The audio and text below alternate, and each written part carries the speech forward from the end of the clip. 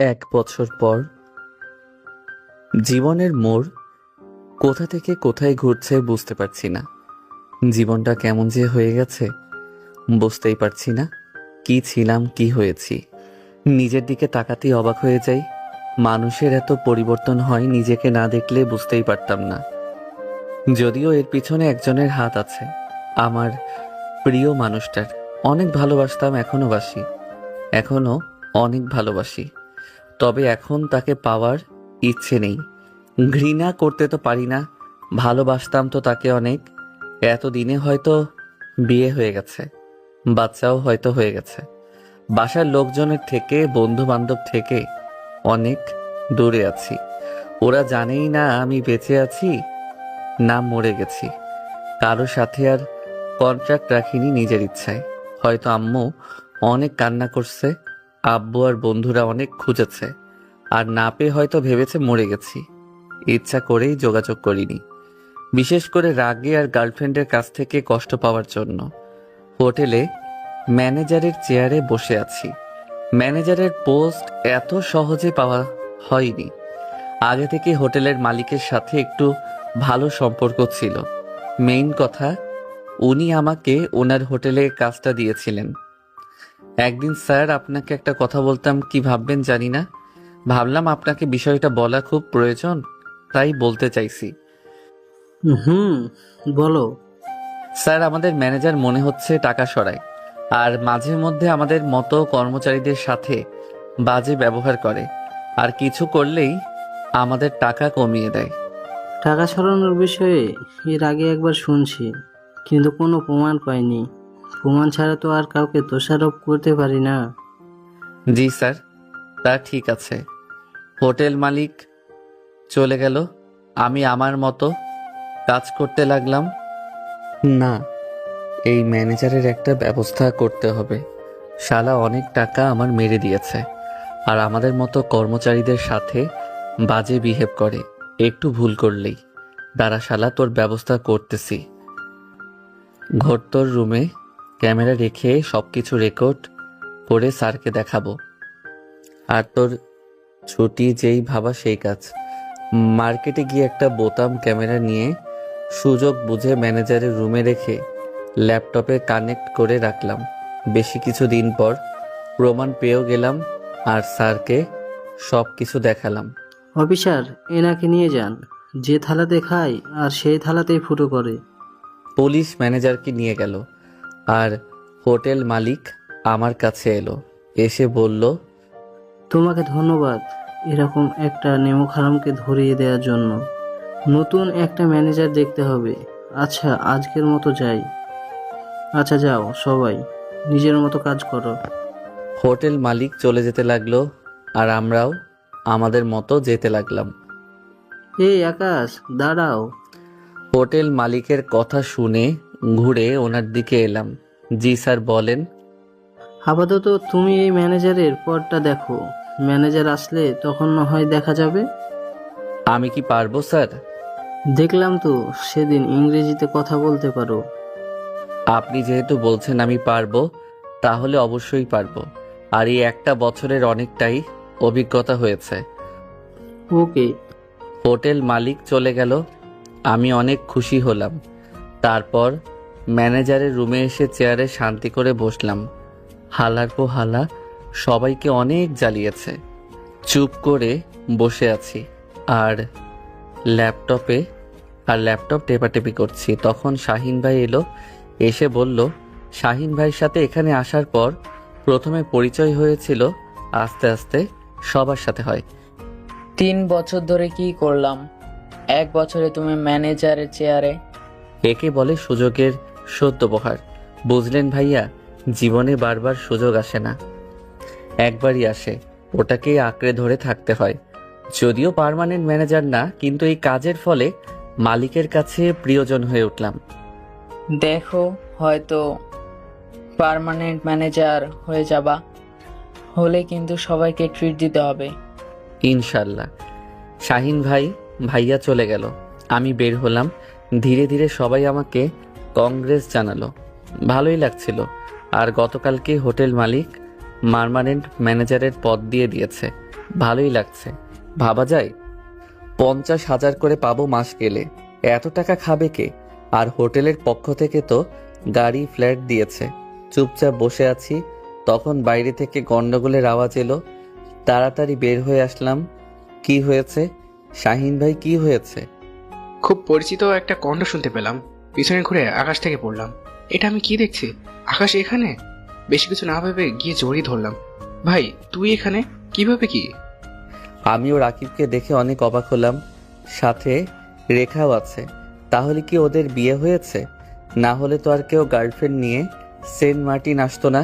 নির্ঘাত বিয়ে হয়েছে, আর এখানে হানিমুন আসছে। শালা বিয়ে করে নিল না জানিয়ে।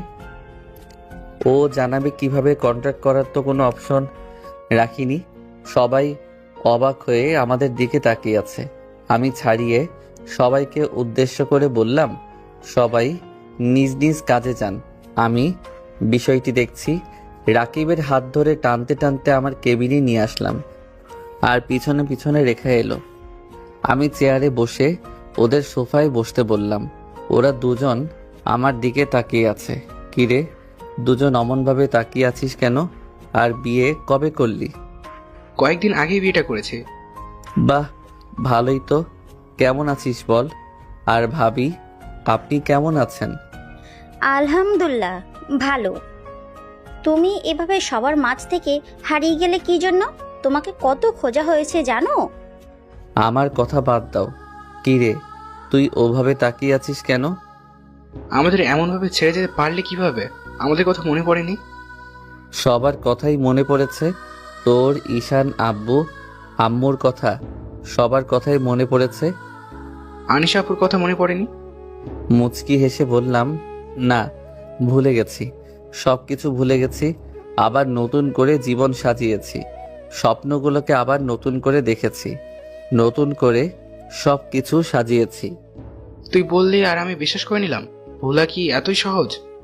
কেন জানি ওই বিষয়ে কথা বলতে ইচ্ছে করলো না, তাই কথাটা ঘোরানোর জন্য বললাম।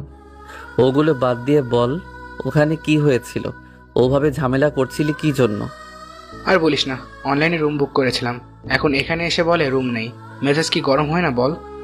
মানুষ মাত্রই ভুল হয়, মাফ করে দে ভাই। পরবর্তীতে আর এমন ভুল হবে না। সবাইকে বলে দিব যেন আর এমন না হয়। চল, আমার বাসায় থাকবি তোরা। তোর বাসায় মানে? কাহিনী কি বলতো? আর এইসব ড্রেস আপ? এ অনেক কাহিনী, সময় পেলে বলবো। আচ্ছা যাই হোক, আমি এই হোটেলের ম্যানেজার। হোটেল থেকে একটা ফ্ল্যাট আর গাড়ি দিয়েছে। আচ্ছা, আব্বু আম্মুর কি খবর রে? কেমন আছেন ওনারা? শালা তুই কি মানুষ? আন্টি অনেক অসুস্থ হয়ে পড়েছিল, এখন আলহামদুলিল্লাহ ভালো আছেন। সবাই আমরা তোকে কত জায়গায় খুঁজেছি জানিস? ইচ্ছে করছে কয়েক থাপ্পড় দেই। অভিমান করে কারোর সাথে কথা বলিনি যে ওনারা আমাকে বোঝেনি। কি হয়েছিল না হয়েছিল কিছুই জিজ্ঞেস করেনি। আচ্ছা যাই হোক, বাদ দে ওইসব। আমি ঈশান তোর কি করেছিলাম যে আমাদের সাথে কন্ট্যাক্ট করিসনি? আচ্ছা বাদ দে তো। আর কতদিনের জন্য এখানে আসছিস? তুই কি বাসায় যাবি না? যাব আরো কিছুদিন পর। তারা কাউকে কিছু বলিস না। আমি গিয়ে আব্বু আম্মুকে সারপ্রাইজ দিব। হ্যাঁ চল, আমার বাসায় তোদের নিয়ে যাই। কথা বলছি তখন শাহিন ভাই এলো। এসে বলল, স্যার আর ম্যাম, আপনাদের রুম তৈরি, আপনারা এখন রুমে যেতে পারেন। শাহিন ভাইয়া বাদ দেন, ওরা আমার বাসায় থাকবে। ভাই, এগুলো কি তোমার কাজিন বা ফ্রেন্ড? এ আমার বেস্ট ফ্রেন্ড, আর এটাও ফ্রেন্ড, তবে ও আমার এখন ভাবি। তোর বাসায় যাচ্ছি না, হোটেলে থাকবো। এখানে থাকলে তোর সাথে কথা বলা যাবে, বাসায় থাকলে পাওয়া যাবে না। ওকে, শাহিন ভাই ওদের রুম দেখিয়ে দিয়ে আসেন। শাহিন ভাই ওদের নিয়ে গেল, আর আমি আমার মতো কাজ করতে লাগলাম। সন্ধ্যা হয়ে এসেছে। ভাবছি আগের দিনগুলোর কথা। কত সুন্দর ছিল দিনগুলো। প্রিয় মানুষটার সাথে ঘন্টার পর ঘন্টা কথা বলা, তার হাত ধরে ঘোরাঘুরি করা, বন্ধুদের সাথে আড্ডা, আব্বু আম্মুর ভালোবাসা। জানেন তো প্রিয় মানুষটা কে ছিল? তবে মাঝে কি ঘটেছিল তা জানেন না। সাথে থাকেন, জানতে পেরে যাবেন। চুপ করে বসে আছি, তখন রাকিব এলো। এসে বলল, আমরা একটু আশেপাশে ঘুরতে বের হলাম, তোর সাথে কিন্তু ডিনার করব। ওকে ঠিক আছে। রাকিব আর রেখা চলে গেল। আমি চুপ করে বসে থাকলাম। আজকে খুব করে পুরনো দিনের কথাগুলো মনে পড়ছে। কোনো কিছুই ভালো লাগছে না। রাত 10টার দিকে রাকিব আর রেখা এলো। চল খেয়ে আসি। ওকে চলো তাহলে। তারপর রেস্টুরেন্টে এলাম, এসে খাবার খেলাম, বিলটা আমি দিলাম। তুই কি জন্য বিল দিলি? বাদ দে তো। আচ্ছা তোরা থাক, আমি বাসায় গেলাম। ওকে ঠিক আছে, আগামীকাল সকালে কথা হবে। ওখান থেকে বাসায় চলে এলাম। এসে ফ্রেশ হয়ে শুয়ে পড়লাম। চোখে ঘুম নেই, অনেকক্ষণ ধরে ঘুমানোর চেষ্টা করছি কিন্তু ঘুম আসছে না। বিছানা ছেড়ে উঠে বেলকনিতে এলাম, এসে চুপচাপ দাঁড়িয়ে থাকলাম। কতক্ষণ দাঁড়িয়ে থাকলাম জানি না। আকাশের দিকে তাকিয়ে আছি। আকাশে চাঁদ নেই, তারাগুলো জ্বলজ্বল করছে। ঘুটঘুটে অন্ধকার। ফোনটা বের করে দেখি রাত 2টা বাজে। এখন কেমন ঘুম ঘুম পাচ্ছে, তাই ঘুমিয়ে পড়লাম। সকালে ঘুম ভাঙলো, ঘুম থেকে উঠে দেখি সকাল 10টা বাজে। সর্বনাশ, দেরি হয়ে গেল। তাড়াতাড়ি উঠে ফ্রেশ হয়ে গাড়ি নিয়ে হোটেলে চলে এলাম। হোটেলে আসতেই, ভাই, আপনার বন্ধু আপনাকে খুঁজতেছিল। ও, ওরা কি বাইরে ঘুরতে গেছে? ওরা বাইরে ঘুরতে গেছে। ও আচ্ছা, যাই হোক। শাহিন ভাই, কাউকে দিয়ে খাবার পাঠিয়ে দেন তো, সকালে খাওয়া হয়নি। ওকে। আর কতদিন সিঙ্গেল থাকবা? এইবার তো বিয়ে করো। করবো ভাই। শাহিন ভাই চলে গেলেন, আমি বসে থাকলাম। একটু পরে খাবার এলো, তাই খেয়ে নিলাম। এমনভাবে 6 দিন চলে গেল। আজকে রাকিব আর রেখা চলে যাবে। এখন আমার সামনে দাঁড়িয়ে আছে। দেখা যাচ্ছে যেন কেউ না জানে আমি এখানে আছি। ওকে ঠিক আছে, আচ্ছা থাক দোস্ত, আমরা গেলাম। ওকে যা। দুজনে চলে গেল। আমি কেবিনে এসে বসে পড়লাম। ভালো লাগছে না, কিছুই ভালো লাগছে না। মন চাইছে ছুটে চলে যাই ওই চিরচেনা শহরে। দেখতে দেখতে বেশ কিছুদিন চলে গেল। রাকিবের সাথে কথা হয়েছে। হোটেল মালিকের কাছে ছুটির জন্য বললাম, স্যার আমাকে কি 15-20 দিনের জন্য ছুটি দেওয়া যাবে? বাসায় যাব। 1 বছর কোনো ছুটি নেইনি, যদি দিতেন তাহলে খুব ভালো হতো। এমনভাবে বলছো কেন? আচ্ছা ঠিক আছে, 1 মাস মতো তোমার ছুটি। যাও, বাসায় গিয়ে ছুটি কাটিয়ে আসো। এই সুযোগে বিয়ে করে নিও। বিয়ে তো করনি মনে হচ্ছে। জি স্যার। আর কিছুদিনের জন্য দায়িত্বটা কাকে দিবেন? কাউকে তো লাগবে সামলানোর জন্য। ওটা নিয়ে তোমাকে ভাবতে হবে না, আমি দেখছি কাকে দেওয়া যায়। আর কবে যাচ্ছ? আজকে রাতেই রওনা দিব। ওকে ধন্যবাদ স্যার। হোটেল মালিক ফোন কেটে দিল। আমি চুপ করে বসে থাকলাম। আজকে রাতে তাড়াতাড়ি বাসায় চলে আসলাম। এসে ব্যাগ গুছিয়ে রেডি হয়ে বাসা থেকে বেরিয়ে বাসায় লক করে বাস স্ট্যান্ডে চলে এলাম। আগে অনলাইনে টিকিট কেটে রেখেছি 11টায় বাস। একটু দাঁড়াতেই বাস এলো, তাই উঠে পড়লাম। বাসে বসে আছি আর ভাবছি আব্বু আম্মু কি বলবে, তাদের অবস্থা কেমন হয়ে আছে।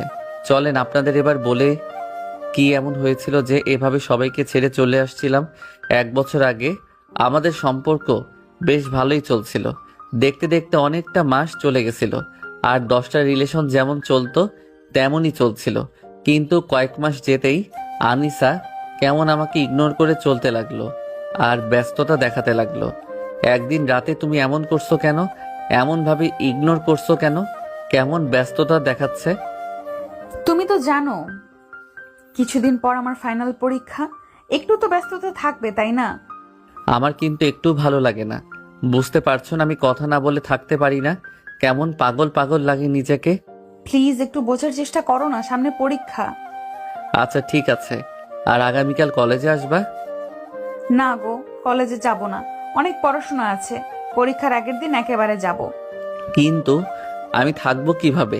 আমি কিন্তু তোমার বাসায় গিয়ে উঠবো। আসো, যদি আমাকে সমাজের মানুষের কাছে খারাপ বলে বিবেচিত করতে চাও তো। আর সামনাসামনি দেখতে হবে, এমন তো না ফোন কি করতে আছে। আচ্ছা ঠিক আছে। আচ্ছা তুমি পড়ো তাহলে। এক প্রকার রাগ দেখিয়ে ফোন কেটে দিলাম, কিন্তু আশ্চর্য হলাম যখন ও আমাকে আর ফোন করলো না। বেশ কিছুক্ষণ অপেক্ষা করলাম, কিন্তু তাও ফোন এলো না। হঠাৎ কি ভেবে যেন চোখ দিয়ে পানি বের হয়ে গেল। বুকের ভিতরে কেমন একটা চাপা কষ্ট অনুভব করলাম। আচ্ছা ও কি বুঝলো না আমি রাগ করে ফোন কেটে দিয়েছি? ও বুঝেও আমাকে ফোন দিল না, কেন এমন করছে? ও পড়ছে ঠিক আছে, কিন্তু তাই বলে কি ও আমার রাগ ভাঙাবে না? ওর কাছে কি আমার রাগ করার কোনো মূল্য নেই? আচ্ছা, ও তো আর সবসময় পড়াশোনা করে না। ও তো ফ্রি সময়ে ফোন দিতে পারে, কিন্তু তাও দিচ্ছে না। চোখের পানি মুছে কোনো রকম ঘুমিয়ে পড়লাম। পরের দিন সকালে ঘুম থেকে উঠে ফোন হাতে নিলাম, দেখি গুড মর্নিং উইশ করেছে। আমিও উইশ করলাম, তারপর লিখলাম কি করো বেগম, কিন্তু কোনো রেসপন্স নেই। মেসেজ ডেলিভারি হলো, কিন্তু সিন বা রিপ্লাই দিচ্ছে না। অত কিছু না ভেবে উঠে ফ্রেশ হয়ে খেয়ে এলাম। এসে আবার ফোন হাতে নিয়ে দেখি ফোন দিয়েছে। তাড়াতাড়ি ফোন দিলাম, কিন্তু বিজি দেখাচ্ছে। বেশ কয়েকবার ফোন দিলাম, কিন্তু এখনো কথা বলে যাচ্ছে। কলেজে যাবার জন্য রেডি হলাম, তখন আবার দিলাম, কিন্তু এখনো সেম। এত কথা বলে কার সাথে বুকের বাম পাশটা কেমন যেন করছে। ও আবার নতুন কাউকে পেয়ে গেল না তো? না চাইতেও মাথায় এইসব ঘুরঘুর করছে। ভাবছি এইসব ভাববো না, কিন্তু তাও মাথায় এগুলোই ঘুরছে। তারপর কলেজে চলে এলাম, এসে বন্ধুদের পাশে বসে পড়লাম। কি রে, মুড অফ কেন? কিছু কি হয়েছে? না, এমন কিছু না, এমনিতেই ভালো লাগছে। ঢং না করে বল কি হয়েছে। টং? মেয়েদের অলংকার, ওটা কি ছেলেদের সাজে? সাজে না, কিন্তু তুই তো করেছিস। কেমন চোখে নিচে কালো দাগ পড়েছে? রাতে কি ঘুমাস না ঠিক মতো? আগে তো এমন ছিলি না, আগে তো কত চঞ্চল ছিলি, আর এখন কেমন জানি চুপ হয়ে গেছিস। আবার কোনো সমস্যা হয়েছে? সমস্যা হয়নি, কেমন ইগনোর করছো। ফোন দিচ্ছি তেমন রিসিভ করে না, অনেক ব্যস্ততা দেখাচ্ছে। ওহ, কিছুদিন পর না আনিশাপুর পরীক্ষা, হয়তো পড়াশোনা নিয়ে অনেক ব্যস্ত। তাই বলে কি সব সময় পড়ে? সবসময় কি পড়া যায়? খাওয়া দাওয়া আছে, নামাজ আছে, ঘুম আছে, মাইন্ড ফ্রেশ করার জন্য বিশ্রাম আছে। তাহলে আমার সময়টা কোথায় বলতো? ও তাহলে আমার সাথে কথা বলবে কবে?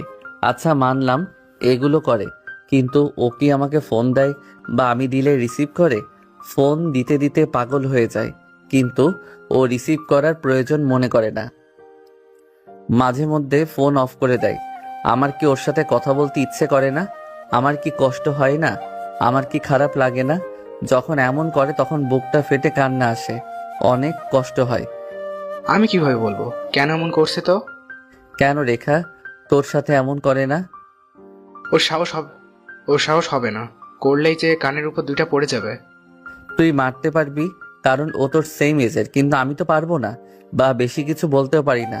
তেমন কিছু বললেই রাগ করে বসে থাকে, ঘুরে আমাকেই রাগ ভাঙাতে হয়। আমি কি বলবো বুঝতে পারছি না। আর ঈশান কিন্তু তোকে বলেছিল তোকে এসব সহ্য করার ক্ষমতা রাখতে হবে, তাহলে প্রেম কর, না হলে করিস না। আমি আর কিছু বললাম না, চুপ করে থাকলাম। রেখা আসতেই ও চলে গেল। ঈশান তো নেই, ও আমেরিকা চলে গেছে। 3 জনের ভিতরে 1 জন কমে গেছে। চুপ করে বসে আছি আর ভাবছি কি থেকে কি হচ্ছে। মাঝে মধ্যে এগুলো ভাবতে গিয়ে মাথাটা ব্যথা শুরু করে। চুপচাপ বসে থাকলাম। একটু পর ক্লাসের সময় হতেই উঠে ক্লাসে এলাম। রাকিব এলো, তারপর দুজনে এক সিটে বসে থাকলাম। ক্লাস করছি, কিন্তু ভালো লাগছে না। মনের ভিতরে ভালো না থাকলে কি আর কিছু ভালো লাগে? টিফিন পিরিয়ডে ক্লাস থেকে বের হলাম, দেখি আনিসা কলেজ থেকে বের হচ্ছে। আমি ফোন বের করে দাঁড়ানোর জন্য ফোন করলাম, দেখলাম ফোন দেখে কেটে গেল। ওর এমন ব্যবহার দেখে অবাক হলাম, আর ফোন দিলাম না। আমি রাকিব ঘোরাঘুরি করে আবার ক্লাসে এসে ক্লাস করতে লাগলাম। মানুষ এমনও হয়, ওকে না দেখলে বুঝতেই পারতাম না। আমার কষ্টগুলো ওর কাছে কষ্টই মনে হচ্ছে না। দুপুরে কলেজ থেকে এসে ফোন দিলাম, কিন্তু রিসিভ করলো না। বেশ কয়েকবার ফোন দিলাম, কিন্তু রিসিভ করলো না। মেসেজ করলাম, এমন করছো কেন? আমি কি করেছি? ফোন দেখেও ফোন ব্যাক করলা না, ফোন দিলে কেটে দাও। তোমার এমন ব্যবহারে না অনেক কষ্ট হচ্ছে। কিন্তু কোনো রিপ্লাই নেই। আমিও না কেমন মেয়েদের মতো হয়ে গেছি, একটুতেই চোখ দিয়ে পানি বের হয়ে যাচ্ছে। মন থেকে কাউকে ভালোবাসলে হয়তো এমনই হয়। শুয়ে থাকতে থাকতে ঘুমিয়ে পড়লাম। বিকেলে ফোনের রিংটনে ঘুম ভাঙলো, দেখি আনিসা ফোন দিয়েছে। ভাবলাম রাগ দেখিয়ে ফোন রিসিভ করব না। প্রথমবার কেটে গেল, আর কোনো ফোন এলো না।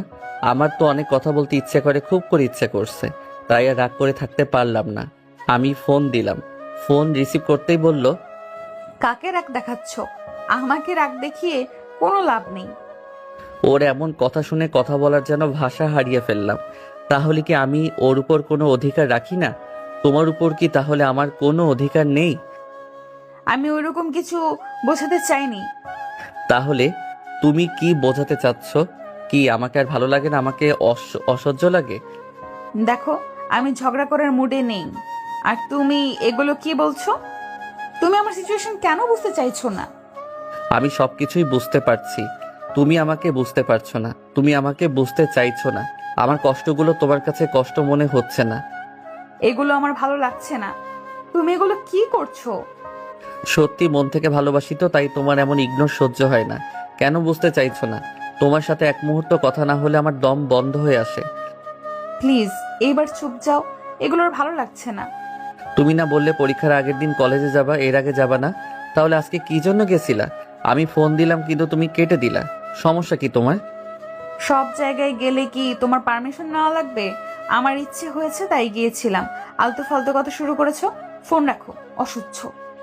ফোন কেটে দিল। দিন দিন ওর ব্যবহারে অবাকের পর অবাক হয়ে যাচ্ছি। আবার ফোন দিলাম, কেটে দিল, আবার দিলাম, কেটে দিল। এভাবে বেশ কয়েকবার ফোন দিলাম, কেটে দিল। এক সময় ফোন অফ করে দিল। রাগের চোটে ফোন বিছানায় ফেলে দিয়ে কান্না করে দিলাম।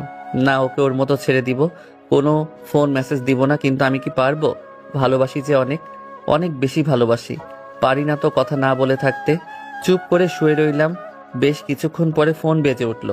ফোনের দিকে তাকিয়ে দেখি রাকিব ফোন দিয়েছে। ফোন রিসিভ করে বললাম, বল। আড্ডা দিতে আয়। ভালো লাগছে না। আয় শালা, ভালো লাগবে। আচ্ছা রাখ। ফোন কেটে উঠে ভালোভাবে ফ্রেশ হয়ে রুমে এলাম। এসে অনেকগুলো সরি লিখে পাঠালাম। আর লিখলাম, যদি কোনোদিন হারিয়ে যাই তাহলে বুঝতে পারবি কি হারিয়ে ফেলেছ। তারপর রেডি হয়ে আড্ডা দিতে এলাম। এসে চুপ করে বসে আছি, তখন রাকিব বলল, তুই এমন করে থাকলে চলবে? এমন কেন করছিস? তোর এমন অবস্থা ভালো লাগছে না। আমি কি করব বল? নিজেকে অনেক বোঝানোর চেষ্টা করি কিন্তু হচ্ছে না। ওর কি একটু সময় হয় না আমার সাথে কথা বলার? আমি কি ওর কাছে খুব বেশি একটা জিনিস চাচ্ছি? একটু তো সময় চাচ্ছি। কিছুদিন কথা বলা অফ রাখ। তুই বেশি পাগলামি করছিস, তাই এমন আরো ইগনোর করছে। তুই কিছুদিন চুপ হয়ে যা। তোর চুপ থাকাও যদি ওর ইগনোর করা কমাতে না পারে, তাহলে আমি বলি কি, ব্রেকআপ করে নে, না হলে কখনো শান্তি পাবি না। আমি তো পারি না। ভাবি রাগ করে থাকবো, রাগ দেখাবো, কিন্তু পারি না। পারিস না, পারতে হবে। এমন তো তুই ছিলি না। চুপ করে থাকলাম। কিছুই ভালো লাগছে না। জানিস আমি রাগ করলে কখনো রাগ ভাঙানোর চেষ্টা করে না। রাগ করে ফোন কেটে দিলে কখনো আর ফোন দেয় না। কখনো অভিমান ভাঙানোর চেষ্টা করে না। খুব কষ্ট, কিন্তু আমি কিছুই করতে পারি না। আমি কি বলবো বল? আচ্ছা চল কোথাও থেকে ঘুরে আসি। তারপর ঘুরতে বের হলাম। বেশ কিছুক্ষণ ঘোরাঘুরি করে রাতে ফিরলাম। বেশ কয়েকবার ফোন চেক করেছি, মেসেজ দেখেছি কিন্তু কিনা কিন্তু দেখে নাই। রাতে খাওয়া দাওয়া করে ফোন দিলাম কিন্তু রিসিভ করলো না। এক নাগাড়ে অনেকবার ফোন দিলাম কিন্তু রিসিভ করলো না। চুপ করে আছি আর ভাবছি আমি কেন এত পাগলামি করছি। আচ্ছা, ওর কি কথা বলতে ইচ্ছে করে না আমার সাথে? করলে তো অবশ্যই পাগলামি করতো না। অনেক হয়েছে, আর ওকে ফোন দিব না, আর মেসেজ দিব না। চুপচাপ শুয়ে আছি বিছানায়, এদিকে ওদিকে করছি কিন্তু ঘুম আসছে না। বেশ কিছুক্ষণ পরে আবার মেসেজ দিলাম। কখনো কারোর সাথে কথা বলার জন্য ছটফট করেছো? যদি কখনো করো তাহলে বুঝবা এটা কতটা যন্ত্রণা দেয়। মেসেজ গেল না। শুয়ে থাকতে থাকতে জানি না কখন ঘুমিয়ে পড়েছি। পরের দিন সব রাগ অভিমান গায়েব। মনে হচ্ছে কিছুই হয়নি। গুড মর্নিং উইশ করলাম, এখনো অনলাইন হয়নি। বেশ কিছুক্ষণ পরে ফোন এলো। ফোন রিসিভ করলাম, নর্মাল ভাবে কথা বললাম। মনে হচ্ছে কিছুই হয়নি। বুকের ভিতর আলাদা একটা প্রশান্তি অনুভব করলাম। এখন বেশ ভালো লাগছে। জানি না তোমার ভিতরে কি আছে। কথা না বললে মনে হয় দম বন্ধ হয়ে আসে, আর কথা বললে মনে হয় একটা মরা গাছে নতুন করে সজীবতা ফিরে পেল। এমন করো কেন? একটু সময় করে কথা বলতে পারো না? তুমি একটু বোঝার চেষ্টা করো, সামনে পরীক্ষার পড়া পড়তে হয়। সব সময় মাইন্ড ঠিক থাকে না। অনেক তুমি কেন বুঝতে চাইছো না? তোমার সাথে কথা না হলে দম বন্ধ হয়ে আসে, নিজেকে পাগল পাগল লাগে। প্লিজ এই একটা মাস মানিয়ে নাও। এমন ভাবে দেখতে দেখতে ওর পরীক্ষা শেষ হলো। এই কয়েকদিনে এমন কোনো দিন নেই যে মাথা ব্যথা করেনি, এমন একটা দিন নেই যে চোখের পানি পড়েনি। খুব কষ্ট হয় কথা বলার জন্য, ছটফট করি, কিন্তু বিধিবাম ওর ইচ্ছে না হলে ফোন রিসিভ করে না। আমি যদি ফোন দিতে দিতে পাগল হয়ে যাই তাও না। যখন ফোন দিই তখন 20-30 বার ফোন দিই কিন্তু কোনো রেসপন্স করে না। আমি কেমন যেন হয়ে গেছি। কিছুই ভালো লাগে না, মনের ভিতরে শান্তি নেই। চুপ করে বসে আছি, ফোনটা বেজে উঠলো। ফোনের দিকে তাকিয়ে দেখি আনিসা ফোন দিয়েছে। তাড়াতাড়ি ফোন রিসিভ করলাম। পারি না রাগ করে থাকতে। কখনো রাগ অভিমান ভাঙায় না, চেষ্টাও করে না। নিজের রাগ, নিজের অভিমান নিজেকে ভাঙাতে হয়। হ্যালো। কি করেন জনাব? বসে আছি আর তোমার ইচ্ছার অপেক্ষা করছি। কখন তোমার ইচ্ছে হবে আমাকে ফোন দেওয়ার? মানুষ যখন বুঝে যায় তাকে ছাড়া সে আর কিছুই বুঝে না, তাকে পাগলের মতো ভালোবেসে, তখন শুরু হয় অবহেলা। তোমার আবার শুরু হলো এগুলো? ফালতু কাজ বাদ দাও। আমি মানুষটাই তো ফালতু। ফালতু না হলে কি এমনভাবে ফালতু কথা বলতে পারি? এখন আমার সবকিছু ফালতু মনে হয়। কি শুরু করলে এগুলো? আরে এখন তো পরীক্ষা শেষ নাকি? এখন আবার আগের মতোই কথা হবে। দেখা যাক।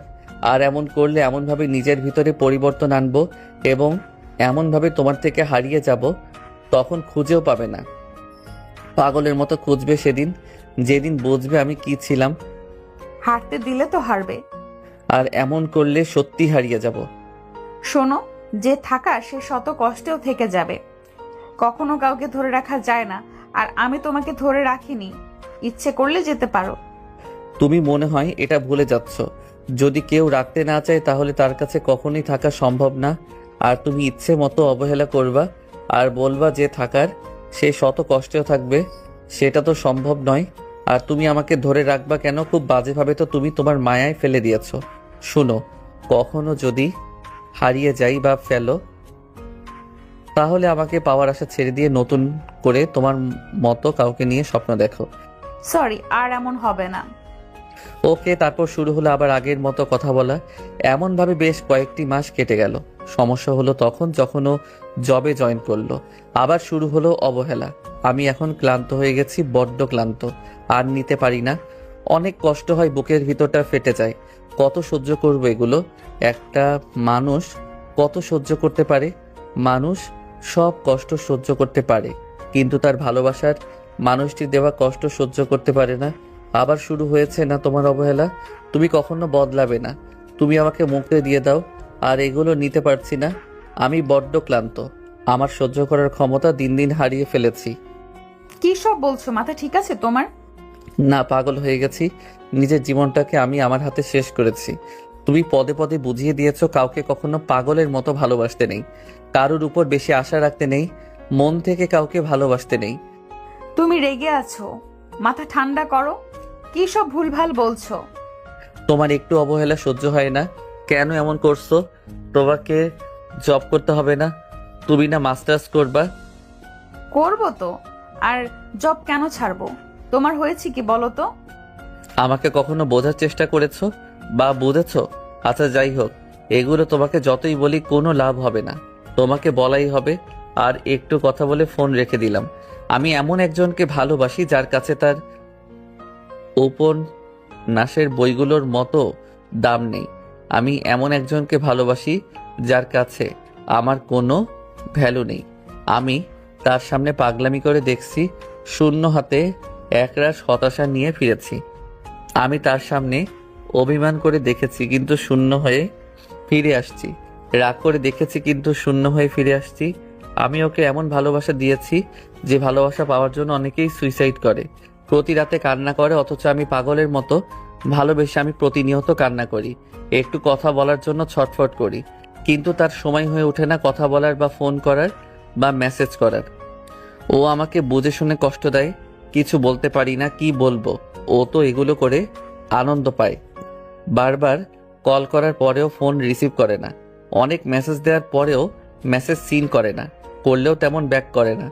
আমি জানি এবং এখন খুব ভালোভাবে বুঝতে পারি ও আমাকে ভালোবাসে কিন্তু ভালোই বাসে না। যদি ভালোই বাসতো তাহলে তো আমার কষ্ট খারাপ লাগা দেখে তারও কষ্ট হতো, খারাপ লাগতো। আমি অনেকভাবে খোঁজ নিয়ে দেখছি তার মনের ভিতর কোথাও আছে কিনা, কিন্তু না, ওর মনের ভিতরে কোথাও নেই, আমার কোনো অস্তিত্ব নেই।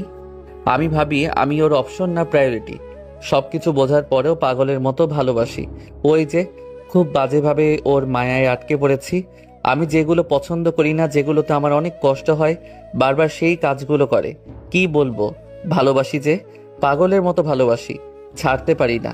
বারবার বেহায়ার মতো কল করি, মেসেজ করে কথা বলার জন্য ছটফট করি, কিন্তু আফসোস কষ্ট আর চোখের পানি ছাড়া কিছুই পাই না। ও জানে, খুব ভালো করে জানে আমি ওগুলোতে কষ্ট পাই, কিন্তু বারবার ওগুলো করেই কষ্ট দেয়। আমি ওকে বলতে বলতে ক্লান্ত হয়ে গেছি, কিন্তু সে নিজেকে চেঞ্জ করেনি। হারিয়ে যাব, খুব তাড়াতাড়ি হারিয়ে যাব। ওর জীবন থেকে এমনভাবে হারিয়ে যাব যে ও আর কোনোদিন আমার অস্তিত্ব খুঁজে পাবে না। যদি আর একবার হারিয়ে যাই তাহলে যতই কষ্ট হোক কিন্তু আর ফিরবো না। সুইসাইড বেছে নিব, কিন্তু তাকে আর বাঁচবো না। বিছানায় চুপ করে শুয়ে আছি আর ফোনের দিকে তাকিয়ে আছি। কখন তার ফোন আসবে, কখন মেসেজ আসবে, কিন্তু না, কিছুই আসছে না। যারা অপেক্ষা করে তারাই বোঝে অপেক্ষার প্রহর কতটা কষ্ট দেয়। আমি ক্লান্ত, বড্ড ক্লান্ত, আর এগুলো নিতে পারি না। অনেক কষ্ট হয়, বুক ফেটে কান্না আসে। আবার ফোন দিতে শুরু করলাম, কিন্তু না, ফোন রিসিভ করছে না। মেসেজ দিলাম, তুমি কি ফোন রিসিভ করবা না করবা না? করবো একটু পরে। কেন? এখন ফোন রিসিভ করলে কি হবে? আরে একটু ব্যস্ত আছি, বলছি তো একটু পরে কথা বলবো। সত্যি, মানুষ যখন বুঝে যায় তার জন্য কেউ পাগল, তাকে ছাড়া কিছুই বোঝে না, তখন শুরু হয় অবহেলা। কি সব আজে বাজে কথা বলছো? এগুলো আমার একদম পছন্দ নয়। তাহলে এমন করো কেন? আমি তো তোমার কাছে বেশি কিছু চাইনি, আমি শুধু তোমার সাথে কথা বলতে আর একটু সময় চেয়েছি। এমন করো কেন? কষ্ট হয় অনেক, খুব করে কথা বলতে ইচ্ছে, তাই তো তোমাকে ফোন দেই, কিন্তু তুমি রিসিভ করো না। আমি জানি তুমি ইচ্ছে করেই করো, আমাকে কষ্ট দিয়ে খুব আনন্দ পাও, তাই তো? আনন্দ নিতে থাকো। যখন হারিয়ে যাব তখন দেখব তুমি কাকে ইগনোর করো। কি শুরু করেছো? দেখো, এগুলো আমার ভালো লাগে না। আমি এটা বুঝে গেছি, তোমার মনের ভিতরে আমার কোনো জায়গা নাই। যদি মনের ভিতরে জায়গা থাকতো তাহলে আমি না, তুমি আমার এমন ভালোবাসা পাওয়ার পর আমার সাথে কথা বলার জন্য ছটফট করতে, আমার মেসেজের অপেক্ষায় থাকতে, পাগলের মতো ফোন দিতে। কিন্তু আফসোস, আমি তো খুব খুব বাজেভাবে তোমার মায়ায় আটকে পড়েছি। সত্যি ভালোবাসি তো, তাই তোমার কাছে আজকে এগুলো মজা লাগছে। থাকো তুমি। ওই হ্যালো, অফলাইনে চলে গেল। যদি কখনো হারিয়ে যায় তাহলে বুঝবা। চোখ দিয়ে পানি বের হয়ে গেল। আমি এমন কেন, এত বেহাইয়া কেন? আমি তো আগে এমন ছিলাম না, এখন কেন এমন হয়ে গেল জীবনটা? কত হাসি খুশি জীবন ছিল। আমি ওর লাইফ থেকে অনেক দূরে চলে যাব, অনেক দূরে, কিন্তু আমি থাকতে পারবো। টিকটকে স্ট্যাটাসগুলো দেখতে লাগলাম। কিছুক্ষণ দেখে বের হয়ে গল্প লিখতে বসলাম। মন ভালো নেই, লিখতে ইচ্ছে করছে না, কিন্তু কি করার, নিজের কষ্টের কথাগুলো লিখতে শুরু করলাম। চুপ করে শুয়ে আছি, তখন আম্মু এলো। এই ওঠ, উঠে গোসল করে আয়। আর খাবি কখন? এই তো উঠছি। কি হয়েছে তোর? দিন দিন কেমন যেন হয়ে গেছিস। আগের মতো হাসতে দেখতে পাই না। মন খারাপ করে থাকিস? বৌমা কিছু বলেছে? ঝগড়া হয়েছে? না আম্মু, তেমন কিছু হয়নি, এমনিতেই শরীর খারাপ করছে। আমি তোর পেট থেকে হইনি, তুই আমার পেট থেকে হয়েছিস। বুঝি সব কিছুই বোঝে। এমন করে থাকলে চলবে? পড়ালেখা নষ্ট হয়ে যাবে। শোন, টাকা পয়সা হলে না মেয়ের অভাব থাকবে না, ওর থেকে সুন্দর সুন্দর মেয়ে পাওয়া যাবে। আম্মুকে কে বোঝাবে আমার সুন্দর লাগবে না? ওকেই লাগবে, আমার ওকেই চাই। চুপচাপ খেয়ে চলে এলাম। খাওয়া শেষ করে রুমে এসে শুয়ে ভাবতে থাকলাম, সত্যি আমি এত বেহায়া কেন? ও এত এত অবহেলা করে, তাও বারবার ওর কথাই ভাবি, ওকেই মিস করি। আবার ফোন দিলাম, রিসিভ করলো না। 2বার দেওয়ার পর রিসিভ করলো। কি মনে পড়ে না? ইচ্ছা করে না কথা বলতে? পরে তো, কিন্তু পারি না। আমি জানি তুমি এতটাও ব্যস্ত না যে আমাকে দেওয়ার মতো সময় হবে না। তা যাই হোক, খেয়েছো? শরীরের অবস্থা কেমন? খাওয়া দাওয়া হয়েছে তোমার? আলহামদুলিল্লাহ ভালো। কি করো? শুয়ে আছি, তুমি? আমিও। আচ্ছা, আমাকে কি মনে পড়ে না তোমার? একবার ফোন দিয়ে কথা বলতে ইচ্ছে হয় না? ইচ্ছা করে না খোঁজ খবর নিতে? আমি কেমন আছি, কি করছি? এমন করো কেন? তুমি বোঝো না আমার কষ্ট হয়? আমি তো তোমার কাছে খুব বেশি কিছু চাই না। আমাকে একটু কি সময় দেওয়া যায় না? আমাকে কি একটু ভালোবাসা যায় না? আমার অনেক কষ্ট হয়, বুকের ভিতরটা ফেটে যায়। এমন কেন করো? ইচ্ছে তো করে কথা বলতে, কিন্তু পারি না। যেদিন থাকবো না সেদিন বুঝবা কি ছিলাম। মানুষ না সময় থাকতে মূল্য বুঝে না, হারিয়ে গেলে ঠিক বুঝবা। তাই নাকি? কোথায় যাবা শুনি? তোমার থেকে অনেক দূরে, যেখানে তুমি আমাকে পাবে না। জানো, কোনো একদিন এটা ভেবে কেঁদে ফেলবা যে একজন পাগল ছিল, আমাকে অনেক ভালোবাসতো, আমার সাথে একটু কথা বলার জন্য ছটফট করতো। সাথে আমাকেও নিয়ে যেও। কেন এমন করো? তুমি কি চাও যদি আমাকে নাই ভালো লাগে, বিরক্ত লাগে, তাহলে বলে দাও না কেন? আমি তো তাহলেই নিশ্চুপ হয়ে কোনো কথা ছাড়াই চলে যেতে পারবো। আমি কি ধরে রেখেছি? এমন ভাবে বলছে মনে হচ্ছে আমি ওকে জোর করে রেখে দিয়েছি। যাবা তো যাও। আমাকে একটু ভালোবাসো না? না, বাসি না। বাই, পরে কথা হবে। আনিসা কল কেটে দিল। আমি ফোনের দিকে তাকিয়ে আছি, ভিতরটা কষ্টে ফেটে যাচ্ছে, অনেক কষ্ট হচ্ছে। আমি ওর কাছ থেকে কি এমন চাইছি যে ও আমার সাথে এমন করছে? আমি তো ওর কাছে বেশি কিছু চাই না। জীবনটা এমন কেন হলো? আমি তো এমন জীবন চাই না।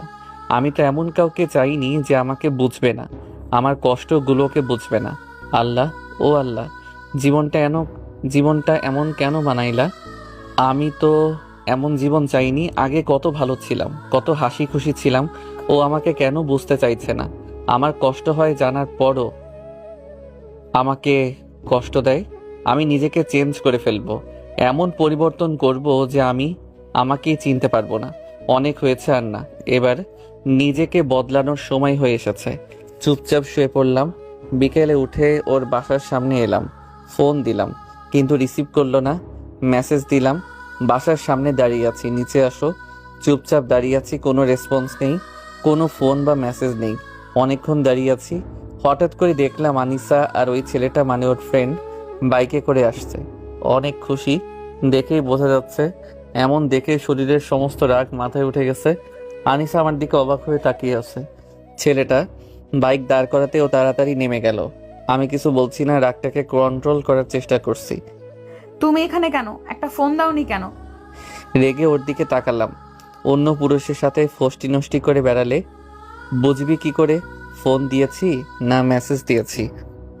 মুখ সামলে কথা বলবা, এগুলো কিন্তু বেশি বেশি হয়ে যাচ্ছে। তোকে এর আগে বারণ করিনি, তুই এর সাথে মিশবি না, বহুবার বারণ করেছি, তাও তুই বারবার ওর সাথে কথা বলিস, বাইকে ঘুরিস। দেখো, আমাদের ভেতরে তেমন কিছু নেই। ও আমার জাস্ট ফ্রেন্ড, এর বাইরে কিছু নয়। ওর সাথে প্রায় 7 বছর থেকে বন্ধুত্ব আছে। কিভাবে ওর সাথে সম্পর্ক নষ্ট করব? আর কথা বললে, ওর সাথে ঘুরলে সমস্যাটা কোথায় হচ্ছে? এর জন্য তুই ইগনোর করছিস, তাই তো? ভদ্রভাবে কথা বলো। বুঝেছি, সবকিছুই বুঝেছি। সবকিছু বুঝিয়ে দিলে, শিখিয়ে দিলে ছেলেটা বাইক থেকে নেমে এসে কিছু বলতে যাবে, তখন রাগের চোটে ওর নাক বরাবর দিলাম ঘুষি। তারপর এলোপাতাড়ি ভাবে মারতে শুরু করলাম। আনিসা এসে আমাকে সরিয়ে দিয়ে 2টা থাপ্পড় দিল। ওর দিকে তাকিয়ে আছি। এই তুই কে রে যে তোর সব কথা শুনতে হবে? তুই বলিস না যেন তোকে বলে দি তোকে ভালোবাসি না, তাহলে নাকি তুই চুপচাপ চলে যাবি? যা, কোথায় যাবি? আমি তোকে ভালোবাসি না, আমি তোর জ্বালায় অতিষ্ঠ হয়ে গেছি। ওর কথা শুনে কষ্টে ভিতরটা ফেটে যাচ্ছে, চোখ দিয়ে পানি বেরিয়ে গেল। ও উঠতে যাবে, এমন সময় আবারও রাগের চোটে মারতে লাগলাম। সব নষ্টের গোড়া এই বাইনচোদ। কপাল খারাপ থাকলে যা হয়, ওখান দিয়ে কিছু পুলিশ যাচ্ছিল, ওরা এসে আমাকে ধরে নেয়। এখানে কি হয়েছে? এই, তুই ওকে এমন ভাবে মারছিস কেন? ছাড়, ও একটা মাস্তান। আমার ফ্রেন্ডের সাথে ইপটিজিং করছিল, আমি বাধা দেওয়ায় আমাকে এমন ভাবে মারছিল, আর আমাকে মেরে ফেলারও হুমকি দিয়েছিল। আমি চুপ করে আনিসার দিকে তাকিয়ে আছি, চোখ থেকে অঝোর ধারায় বৃষ্টির মতো পানি পড়ছে। চল থানায়, তোর ব্যবস্থা করছি। ইপটিজিং করো না। এর উপযুক্ত জবাব তুমি একদিন অবশ্যই পাবে। রিভেঞ্জ অব দ্য নেচার বলে কিছু আছে। আমার চোখের প্রতিটি পানির মূল্য তোমাকে দিতে হবে। মনে রেখো, এমন একটা সময় আসবে যখন কান্না করতে করতে বেহুশ হয়ে পড়বে, কিন্তু আমার খোঁজ পাবে না। তোমার থেকে চির বিদায় নিয়ে গেলাম, ভালো থেকো, যেন আর কখনো না দেখা হয়। আর সবকিছু ওই উপরওয়ালার কাছে বিচার দিয়ে গেলাম। চুপচাপ যাবি না হ্যান্ডকাপ করিয়ে নিয়ে যাব, আর একে হাসপাতালে নিয়ে যাও? কিছু না বলে পুলিশগুলোর সাথে হাঁটতে লাগলাম, কারণ বেশ কিছু দূরেই থানা। থানাতে আসতেই যা বুঝলাম লাভ কেস। আচ্ছা, তোর বাবার নম্বর দে। তোকে কি বলেছি শুনতে পাসনি? দে নাম্বার।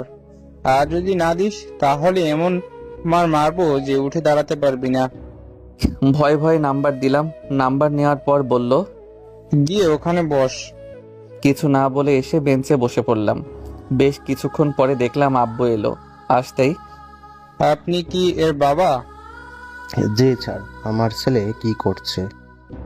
রাস্তাঘাটে মারপিট করে বেড়াচ্ছে। ছেলেকে ভালো করে বুঝিয়ে দেন যেন আর এগুলো না করে। করলে এবার সোজা লকআপে ভরে দিব। যান আপনার ছেলেকে নিয়ে। জি স্যার, আর এমন হবে না। মারবে না তো কি করবে? ও রাস্তাঘাটে মাস্তানি করে বেড়াচ্ছে। পুলিশ থানায় নিয়ে গেছিল, ওখান থেকে ওকে নিয়ে এসেছি। ওর জন্য মান সম্মান সব নষ্ট হয়ে যাবে দেখছি। শুয়ে বসে শুধু গিলছে আর ঘুরে বেড়াচ্ছে।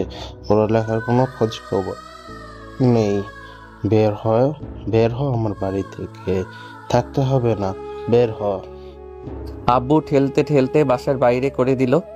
আমি চুপ করে আছি। ভালো লাগছে না, তাই হাঁটতে হাঁটতে চলে এলাম। ও তো সত্যি সত্যি চলে যাচ্ছে, ওকে আটকাও। ও কোথাও যাবে না, দেখো একটু পরে বাড়িতে ফিরে আসবে। তারপর আর সেদিন বাড়ি ফিরিনি, চলে আসি এখানে। সেদিন অনেক কষ্ট পেয়েছিলাম, তার উপর আব্বুর অমন ব্যবহার। কি হয়েছিল জানতেই চাইনি, এসেই মারতে শুরু করে দিয়েছিল। তাই রাগে দুঃখে বাসা ছেড়ে দেই। পকেটে কিছু টাকা ছিল, ওটা দিয়ে সেন্ট মার্টিন চলে আসি। আর ফিরিনি বাসায়। টাকা ছিল না, তাই ফোনটাও বিক্রি করে দেই।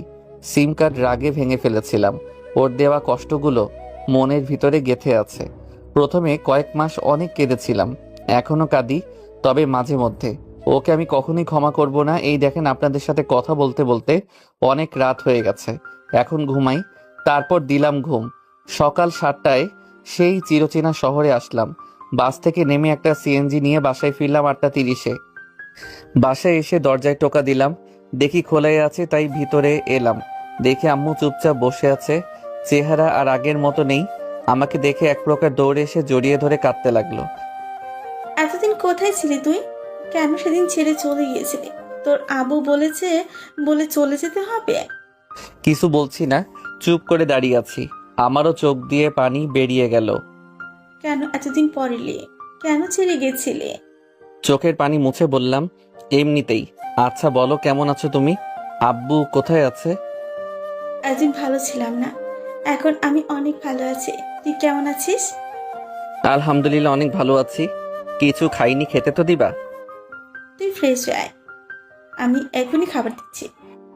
আচ্ছা। আম্মুকে ছেড়ে দিয়ে ব্যাগ রেখে ব্যাগ থেকে জামা কাপড় বের করে ওয়াশরুমে এসে ফ্রেশ হলাম। তারপর খাবার জন্য বাইরে এসে খেতে বসলাম। সত্যি বলতে অনেক খিদে পেয়েছে। সকালে নাস্তা করতে পারতাম বাইরে, কিন্তু আম্মুর হাতের রান্না খাবো বলে খাইনি। আমি খাচ্ছি আর আম্মু আমার দিকে তাকিয়ে আছে। আমি কিছু বললাম না, খাওয়া শেষ করলাম। খাওয়া শেষ করতে করতে আব্বু হাজির। তোকে বলছি বলে সত্যি সত্যি চলে যাবি? আমাদের কথা তুই একবারও ভাবিসনি। আমার কথা বাদ দিলাম, তোর আম্মুর কথা তো ভাবতি। তোকে ছাড়া তোর আম্মু কেমন থাকবে, আমাদের কি অবস্থা হবে? কোথায় ছিলি এতদিন? আব্বুর দিকে তাকিয়ে দেখি চোখে পানি। আব্বুর চোখে এই প্রথম পানি দেখলাম। আব্বু আম্মুকে অনেক কষ্ট দিয়ে ফেলেছি, বুঝতে পারছি। সরি, আর কখনো এমন হবে না। এতদিন আসিসনি কেন? আগে আসতে পারতি না? আচ্ছা, সবকিছু বলছি। এতদিন সেন্ট মার্টিনে ছিলাম, মানে কক্সবাজার। আর তোমাদের একটা সুখবর দেই, আমি না একটা জব করি। ওখানের একটা হোটেলের ম্যানেজার। এই মাসে 50,000 মতো। আর 1 মাসের ছুটিতে এসেছি, 1 মাস পর আবার যেতে হবে। তাহলে তো ভালো। না, তোকে আর কোথাও যেতে দিব না, বাসাতেই থাকবি। তোকে ওই জব করতে হবে না। কি বলো? মাসে মাসে 50,000 বেতন, একটা গাড়ি দিয়েছে, একটা ফ্ল্যাট দিয়েছে। যদিও এগুলো উনি আমার উপর খুশি হয়ে দিয়েছেন। তোকে আর আমি কোথাও যেতে হবে না, তুই বাড়িতেই থেকে যা। বুঝতে পারছি, এখন আম্মুকে যতই বোঝাই বুঝবে না। পরে এগুলো নিয়ে বলবো। আচ্ছা ঠিক আছে, কোথাও যাব না। তারপর আর কিছুক্ষণ আব্বু আম্মুর সাথে কথা বললাম। আম্মু কথা বলার ফাঁকে আমার রুমে গিয়ে বিছানা ঠিক করতে গেল। বিছানা ঠিক করা হতেই রুমে এসে শুয়ে পড়লাম। শুয়ে থাকতে থাকতে ঘুম চলে এলো। দুপুরে আম্মুর ডাকে ঘুম ভাঙলো। ঘুম থেকে উঠে ফোন হাতে নিয়ে দেখি 1:30 বাজে। উঠে ফ্রেশ হয়ে এলাম। তারপর খাওয়া দাওয়া শেষ করে বললাম, আম্মু আমি একটু বাইরে ঘুরতে গেলাম। ওকে যা, আবার কোথাও চলে যাস না যেন। কোথাও যাচ্ছি না আর। একটু হেসে বাইরে এলাম। রাকিবকে ফোন দিলাম। ফোন রিসিভ করতেই বললাম, কোথায় আছিস তুই? এই তো অফিসে। কেন? আড্ডা দিতাম তাই। সকালে বাসায় আসছি। শালা, তুই যে বাসায় আসবি তো কিছু বলিস নিচে? সারপ্রাইজ দিব তাই। আচ্ছা, তোর অফিস টাইম শেষ কবে? 5টায়। ও আচ্ছা আচ্ছা, ঠিক আছে। সন্ধ্যায় তাহলে সেই পুরনো আড্ডার জায়গাতে দেখা হচ্ছে। আচ্ছা থাক। তারপর ফোন কেটে ঘুরতে লাগলাম। বেশ কিছুক্ষণ ঘুরে বাসায় এলাম। বাসায় আসতে আম্মু বলল, তোর সুইটি আপু এসেছে, বাজার থেকে গিয়ে নিয়ে আয়। ও ওর খবর কি? বাচ্চা কাচ্চা হয়েছে? হুম, একটা ছেলে হয়েছে, গিয়ে নিয়ে আয়। আচ্ছা, ওর ফোন নাম্বারটা দাও। তারপর আম্মুর ফোন থেকে সুইটি আপুর নাম্বার নিয়ে বাজারে বাস স্ট্যান্ডে চলে এলাম। গিয়ে দেখি ও মাত্র বাস থেকে নামছে। আফা, কি অবস্থা? কুত্তা, এতদিন কোথায় মরেছিলি? আর বল, কেমন আছিস? এই তো ভালোই। তুমি? আর তোমার বর কোথায়? আসেনি রে। তুই গিয়ে মিষ্টি নেয় তো। তো এগুলো দরকার নেই, চলো। তোকে যেটা বলেছি সেটা কর। এই নে টাকা। আচ্ছা ঠিক আছে ঠিক আছে। ওর টাকা বাঁচাতে চাচ্ছি তো ওরই রাগ দেখো না। ওদের দাঁড় করিয়ে রেস্টুরেন্টের ভিতরে এলাম। হাই। হ্যালো। জি, কিছু মনে না করলে একটা প্রশ্ন জিজ্ঞেস জি বলুন। করি। যে ছেলেটা আপনার সাথে কথা বলেছিল ওইটা কি আপনার বর? না, ওটা আমার খালাতো ভাই। আপনাকে এর আগে কোথাও দেখেছি মনে হচ্ছে, কিন্তু মনে করতে পারছি না। এখানে আসলে হয়তো দেখে থাকবেন। রেস্টুরেন্ট থেকে বেরিয়ে এসে দেখি সুইটি আপু কারোর সাথে কথা বলছে। ও আবার কার সাথে কথা বলছে রে? কাছে যেতেই বেশ খানিকটা অবাক হলাম। এখানে কি করছে? তা যাই হোক, যা করার করুক, তাতে আমার এখন কিছু আসে যায় না। অনেক তো পাগলামি করেছিলাম, কিন্তু শূন্য। আপু চলো এবার যাওয়া যাক। কেমন আছো? জি আলহামদুলিল্লাহ ভালো। আর আপু, এটা কে? আপু কে আপনি? আমার কথা শুনে আনিসা আমার দিকে তাকিয়ে আছে। আপু চলো তো, তুমি পারো বটে, চেনা নেই জানা নেই, গল্প শুরু করে দাও। এই আপুটাকে কোথাও দেখেছি বলে মনে হচ্ছে। কোথায় আর দেখবা, এখানে আসলেই দেখে থাকবা। এখন চলো তো। এই অটোওয়ালা আসতে উঠে পড়লাম। তারপর আপু উঠলো। অটোওয়ালা অটো চালাতে লাগলো। হাতে ব্যাগ দেখলাম, কোথাও মনে হচ্ছে যাচ্ছিল, না হয় আসছিল। তা যাই হোক, তারপর বাসায় চলে আসলাম। এসে বিছানায় শুয়ে রইলাম। কতদিন পর দেখলাম, ইচ্ছা করছিল একটু কথা বলি, একবার জড়িয়ে ধরি। যখনই আগের কথা মনে হলো তখন এক প্রকার ঘৃণা জন্ম নিল। কিছুক্ষণ শুয়ে থেকে বাইরে বের হয়ে আসলাম। রাস্তায় আসতে দেখি আনিসা ওকে আমার পিছনে পিছনে আসছে। বাসায় গেলে কি একটা কেলেঙ্কারি হয়ে যেত। আমাকে দেখে আমার কাছে এলো। কিছু না বলে পাশ কাটিয়ে যখন আসতে যাব তখন হাত ধরে নিল। আজব তো, কে আপনি? আমার হাত ধরলেন কেন? সরি। দেখেন মানুষজন দেখছে, হাত ছাড়েন। হাত ছাড়ছে না দেখে হাত ছাড়িয়ে বললাম, আপনার ক্যারেক্টার দেখি লুজ। রাস্তাঘাটে পরপুরুষের হাত ধরছেন। যা ইচ্ছা বলো, কিন্তু আমার সাথে একটু কথা বলো প্লিজ। কিছু না বলে হাঁটতে হাঁটতে চলে এলাম। পিছনে পিছনে ও আসছে। কেমনটা লাগে আপনারাই বলুন। প্রথম দিন থেকেই যদি এমন করে, যেখানে 3 জন বসে থাকতাম, বসে বসে আড্ডা দিতাম, ওখানে এলাম, তেমন কেউ নেই। হালা কবে যে আসবে, আর কি জন্য বাসা থেকে যে বের হলাম। আনিসা আমার সামনে এসে দাঁড়ালো। আমি না একটুও ভালো নেই। কিছু না বলে চুপ করে বসে থাকলাম। ও আবার বলল, আমার সাথে কথা বলবা না? সত্যি বলছি, আমি একটুও ভালো নেই। সেদিন থেকে রাতে ঠিকমতো ঘুমাতে পারি না, ঠিকমতো খেতে পারি না, কোনো কিছুই ভালো লাগে না। তোমার পাগলামিগুলো খুব মিস করি, তোমাকে খুব মিস করি। আমি সত্যি সরি। আমাকে আর একটা সুযোগ দাও, কথা দিচ্ছি আর তোমাকে কষ্ট দিব না, আর অবহেলা করব না, আর ব্যস্ততা দেখাবো না। অনেক ভালোবাসবো, বিশ্বাস করো, খুব মিস করি তোমাকে। কে আপনি? কি সব বলছেন? আপনার মাথা ঠিক আছে? আর বিরক্ত না করে জানতো এখান থেকে। প্লিজ আমাকে ক্ষমা করে দাও, আমাকে আর একটা সুযোগ দাও প্লিজ। দেখেন, আপনি যাকে খুঁজছেন আমি হয়তো সে না। সে 1 বছর আগেই মারা গেছে। অ্যাক্সিডেন্ট হয়, বড় একটা অ্যাক্সিডেন্ট হয়, তখন সে মারা যায়। আমার শরীরের তার ফেসের প্লাস্টিক সার্জারি করা হয়েছে, তাই তার মতো দেখাচ্ছে। সত্যি বলছি, আপনি যাকে খুঁজছেন আমি সে না। না, তুমি মিথ্যা বলছো। আমি তোমার কথা বিশ্বাস করি না। সত্যি করে বলো, তুমি মিথ্যা বলছো। প্লিজ বলো, তুমি মিথ্যা বলছো। তুমি আমার আকাশ, বলো না তুমি আকাশ। আজব তো, আমি আপনাকে মিথ্যা বলতে যাব কেন? আপনাকে মিথ্যা বললে আমার লাভ কি? আমি জানি তুমি মিথ্যা বলছো। আপনার জন্য আকাশ সেদিন মরে গেছে, যেদিন আপনার ওই ফ্রেন্ডের জন্য থাপ্পড় দিয়েছিলেন। আকাশ সেদিন মরে গেছে যেদিন আপনার ফ্রেন্ড মিথ্যা মিথ্যা বলে পুলিশের কাছে অভিযোগ করেছিল, আর আপনি চুপ করেছিলেন। আকাশ বেঁচে নেই, আকাশ সেদিন মারা গেছে। আমি আপনার কাছে অনেক ছোট হয়েছিলাম, অনেক আকুতি মিনতি করতাম একটু কথা বলার জন্য, একটু সময় নেওয়ার জন্য। আপনি আমার সুন্দর জীবনটাকে বরবাদ করে দিয়েছেন। আপনার কাছে সময় থাকতো, আমার জন্য আপনার সময় ছিল না। কাজের বাহানা দেখাতেন, ব্যস্ততা দেখাতেন। আপনার দেওয়া কষ্ট অবহেলাগুলো মনে আঁচড় কেটে আছে। আমার যেটা পছন্দ না, আমি যেটা বারণ করতাম, আপনি সেটা করে আমাকে কষ্ট দিতেন। আমি আপনাকে বলিনি কাঁদবেন, অনেক কাঁদবেন। আবার বলছি শুনেন, আমি সবসময় দোয়া করি আপনার হায়াত যেন অনেক দিন হয়, আর প্রতিটা মুহূর্ত, প্রতিটা ক্ষণে আমার কথা মনে পড়ে। আমার স্মৃতিগুলো আপনাকে প্রতিটা মুহূর্ত যেন কুড়ে কুড়ে খাবে। আপনি শান্তি পাবেন না। আর শুনেন, আমাকে আর ডিস্টার্ব করবেন না।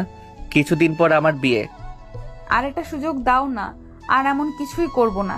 তোমার সব কথা শুনবো, তুমি যা বলবে আমি তা শুনবো। প্লিজ একটা সুযোগ দাও। তুমি না আমাকে অনেক ভালোবাসতা, তাহলে সেই ভালোবাসাগুলো কোথায় গেল? তুমি আমাকে কিভাবে এভাবে কষ্ট দিতে পারো? ভালোবাসতাম না, এখনো বাসি, তবে এখন আর পাওয়ার ইচ্ছে না। দেখো, আমি কিন্তু উল্টাপাল্টা কিছু করে ফেলবো। যা ইচ্ছা করেন, তাতে আমার এখন কিছু আসে যায় না। সত্যি তো? জি, আপনার যা খুশি ইচ্ছা করতে পারেন। আনিসা চলে গেল, আমি চুপ করে বসে থাকলাম। নাটক করতে আসছে। একটু পরে রাকিব এলো, আসতে উঠে জড়িয়ে ধরলাম। বলো, কি অবস্থা? এই তো ভালো, তোর? আলহামদুলিল্লাহ ভালো। তারপর রাকিবের সাথে কথা বলতে লাগলাম। আনিসার বিষয়ে কিছুই বললাম না, ইচ্ছেও করছে না। রাতে বাসায় ফিরলাম, সুইটি আপু, আব্বু আম্মু বসে বসে গল্প করছে। আমি গিয়ে সুইটি আপুর পাশে বসে ওর ছেলেকে কোলে নিলাম। আচ্ছা, তুই না একটা রিলেশন করতি, ওটার কি খবর রে? ডাইনির কি টাইম এগুলো বলার? করতাম, তখন করতাম, এখন নাই। ও আচ্ছা, এইবার তাহলে বিয়েটা করেই নে। বিয়ে খেয়ে তারপর যাব। খালাম্মা, খালু আব্বা কি করো তোমরা? কথাটা খারাপ বলিসনি, বিয়ে করবি? কি রে, এগুলো কি হচ্ছে আমার সাথে? সবকিছু কেমন উলট পালট হয়ে যাচ্ছে। আনিসাকে হুমকি দিয়ে আসলাম, আর বাসায় এসে বিয়ে নিয়ে এরা পড়লো। আমার কি এখনো বিয়ের বয়স হয়েছে নাকি? আপুকে উদ্দেশ্য করে বললাম, তোমার বিয়ে করার ইচ্ছা থাকলে আবার করো, আমার বিয়ে নিয়ে কেন পড়লে? বড় বোন হিসেবে একটা দায়িত্ব আছে না? তোমরা কি বলো? ধুর, তোমরা কি শুরু করেছো? আচ্ছা বাদ দাও তো, খেতে দাও, না হলে আমি রুমে গেলাম। আচ্ছা বস, দিচ্ছে। কাজ থাকলে কাজ করে। না, আমি তোর মতো বসে বসে খাই। আম্মু বাসার সব কাজ করিয়ে নিতে পারো না? আম্মু খাবার বাড়তেই সবাই মিলে খেয়ে রুমে এলাম। তারপর দিলাম ঘুম। এক ঘুমে সকাল। ঘুম থেকে উঠে ফ্রেশ হয়ে নাস্তা করে বাইরে বের হলাম। যাই তো কলেজের দিক থেকে ঘুরে আসি। যেই ভাবা সেই কাজ, কলেজের দিকে গেলাম। এক জায়গায় দাঁড়িয়ে আছি, তখন দেখি রেখা আর কিছু মেয়ে আসছে। আসতেই, কেমন আছো বলো? আর কি মনে করে কলেজে? আলহামদুলিল্লাহ ভালো। আর এই দিকে ঘুরতে এলাম। তোমার কি অবস্থা? আর আঙ্কেল ডাক কবে শুনতে পাবো শুনি? এত তাড়াতাড়ি? অনেক দেরি আছে। রেখার সঙ্গে কথা বলছি, তখন লাবণী আপু কোথা থেকে হাজির। আরে আপু, কেমন আছেন? দিনকাল কেমন যাচ্ছে? বিয়ে শাদী করেছেন? একসাথে এত প্রশ্ন? একে একে উত্তর দেন। আলহামদুলিল্লাহ ভালো, দিনকাল ভালোই চলছে। আর বিয়ে এখনো করিনি, বাসা থেকে পাত্র দেখছে। আমাকে কি চোখে পড়ে না? ভালো একটা জব করছি। আহা সোনা গো আমার, না ভাই থাক, জুনিয়রদের প্রতি কোনো ফেল নেই। আর কি জব করছো শুনি? এই হোটেলের ম্যানেজার হিসেবে। কোথায়? Saint Martin. 1 মাসের ছুটিতে আসছি। ভাবছি বিয়ে করে বউ নিয়ে যাব। ননদ দেখে তাড়াতাড়ি বিয়ে করে নাও। বিয়ে করলে তোমার ননদকেই করব। তাই নাকি? সত্যি আমার ননদকেই কিন্তু করতে হবে। সত্যি সত্যি সত্যি 3 সত্যি, তোমার ননদকেই বিয়ে করব। হঠাৎ হাত বাড়িয়ে দিয়ে লাবণী আপু বলল, কথা দাও। লাবণী আপুর এমন কথা শুনে চিন্তায় পড়ে গেলাম। কাহিনী কি এমন ভাবে বলছে কেন?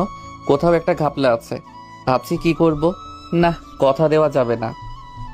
কি হলো ছোট ভাই, এত কিসের চিন্তা করছো শুনি?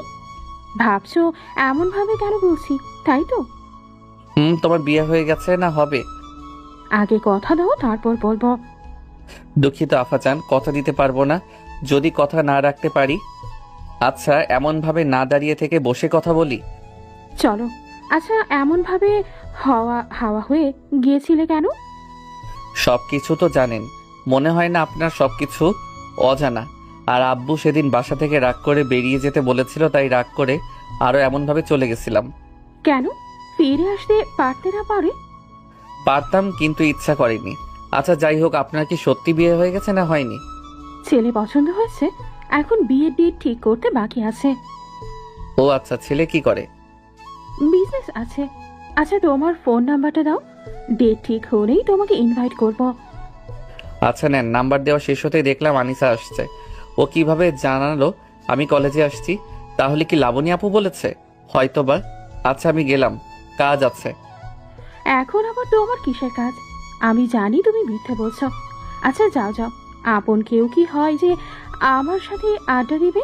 বাহ, ভালোই। আমার ট্রিক্স আমার উপর খাটানো হচ্ছে। উঠলাম না, চুপচাপ বসে থাকলাম। আনিসা আমার সামনে এসে বসে পড়ল। এ কি পাগল নাকি? ও কি পাগল হয়ে গেছে? এগুলো কি হচ্ছে? আপনি কি পাগল হয়ে গেছেন?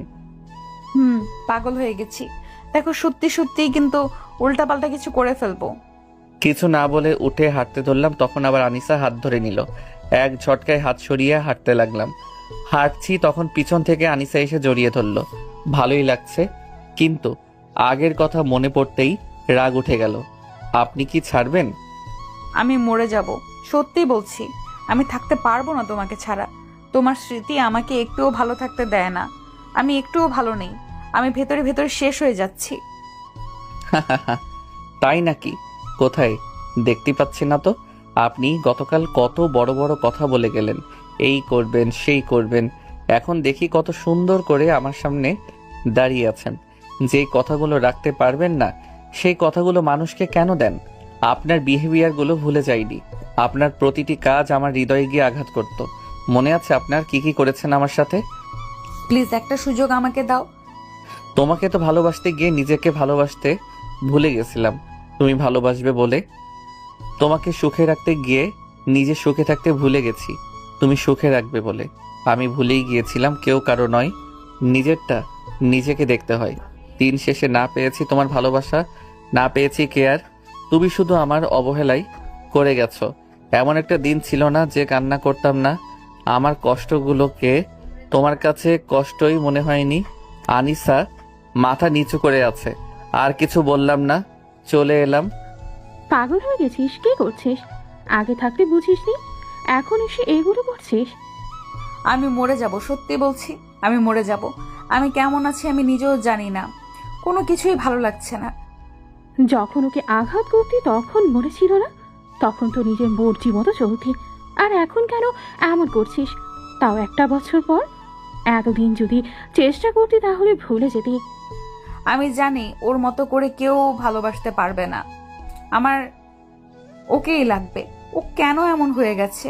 ও তো বলতো আমাকে অনেক ভালোবাসে, অনেক কেয়ার করতো। এখন সেগুলো কোথায় গেল? তুই তোকে নিজেকে প্রশ্ন কর, কেন এমন করছে? তোর অবহেলা ওকে পরিবর্তন করিয়েছে।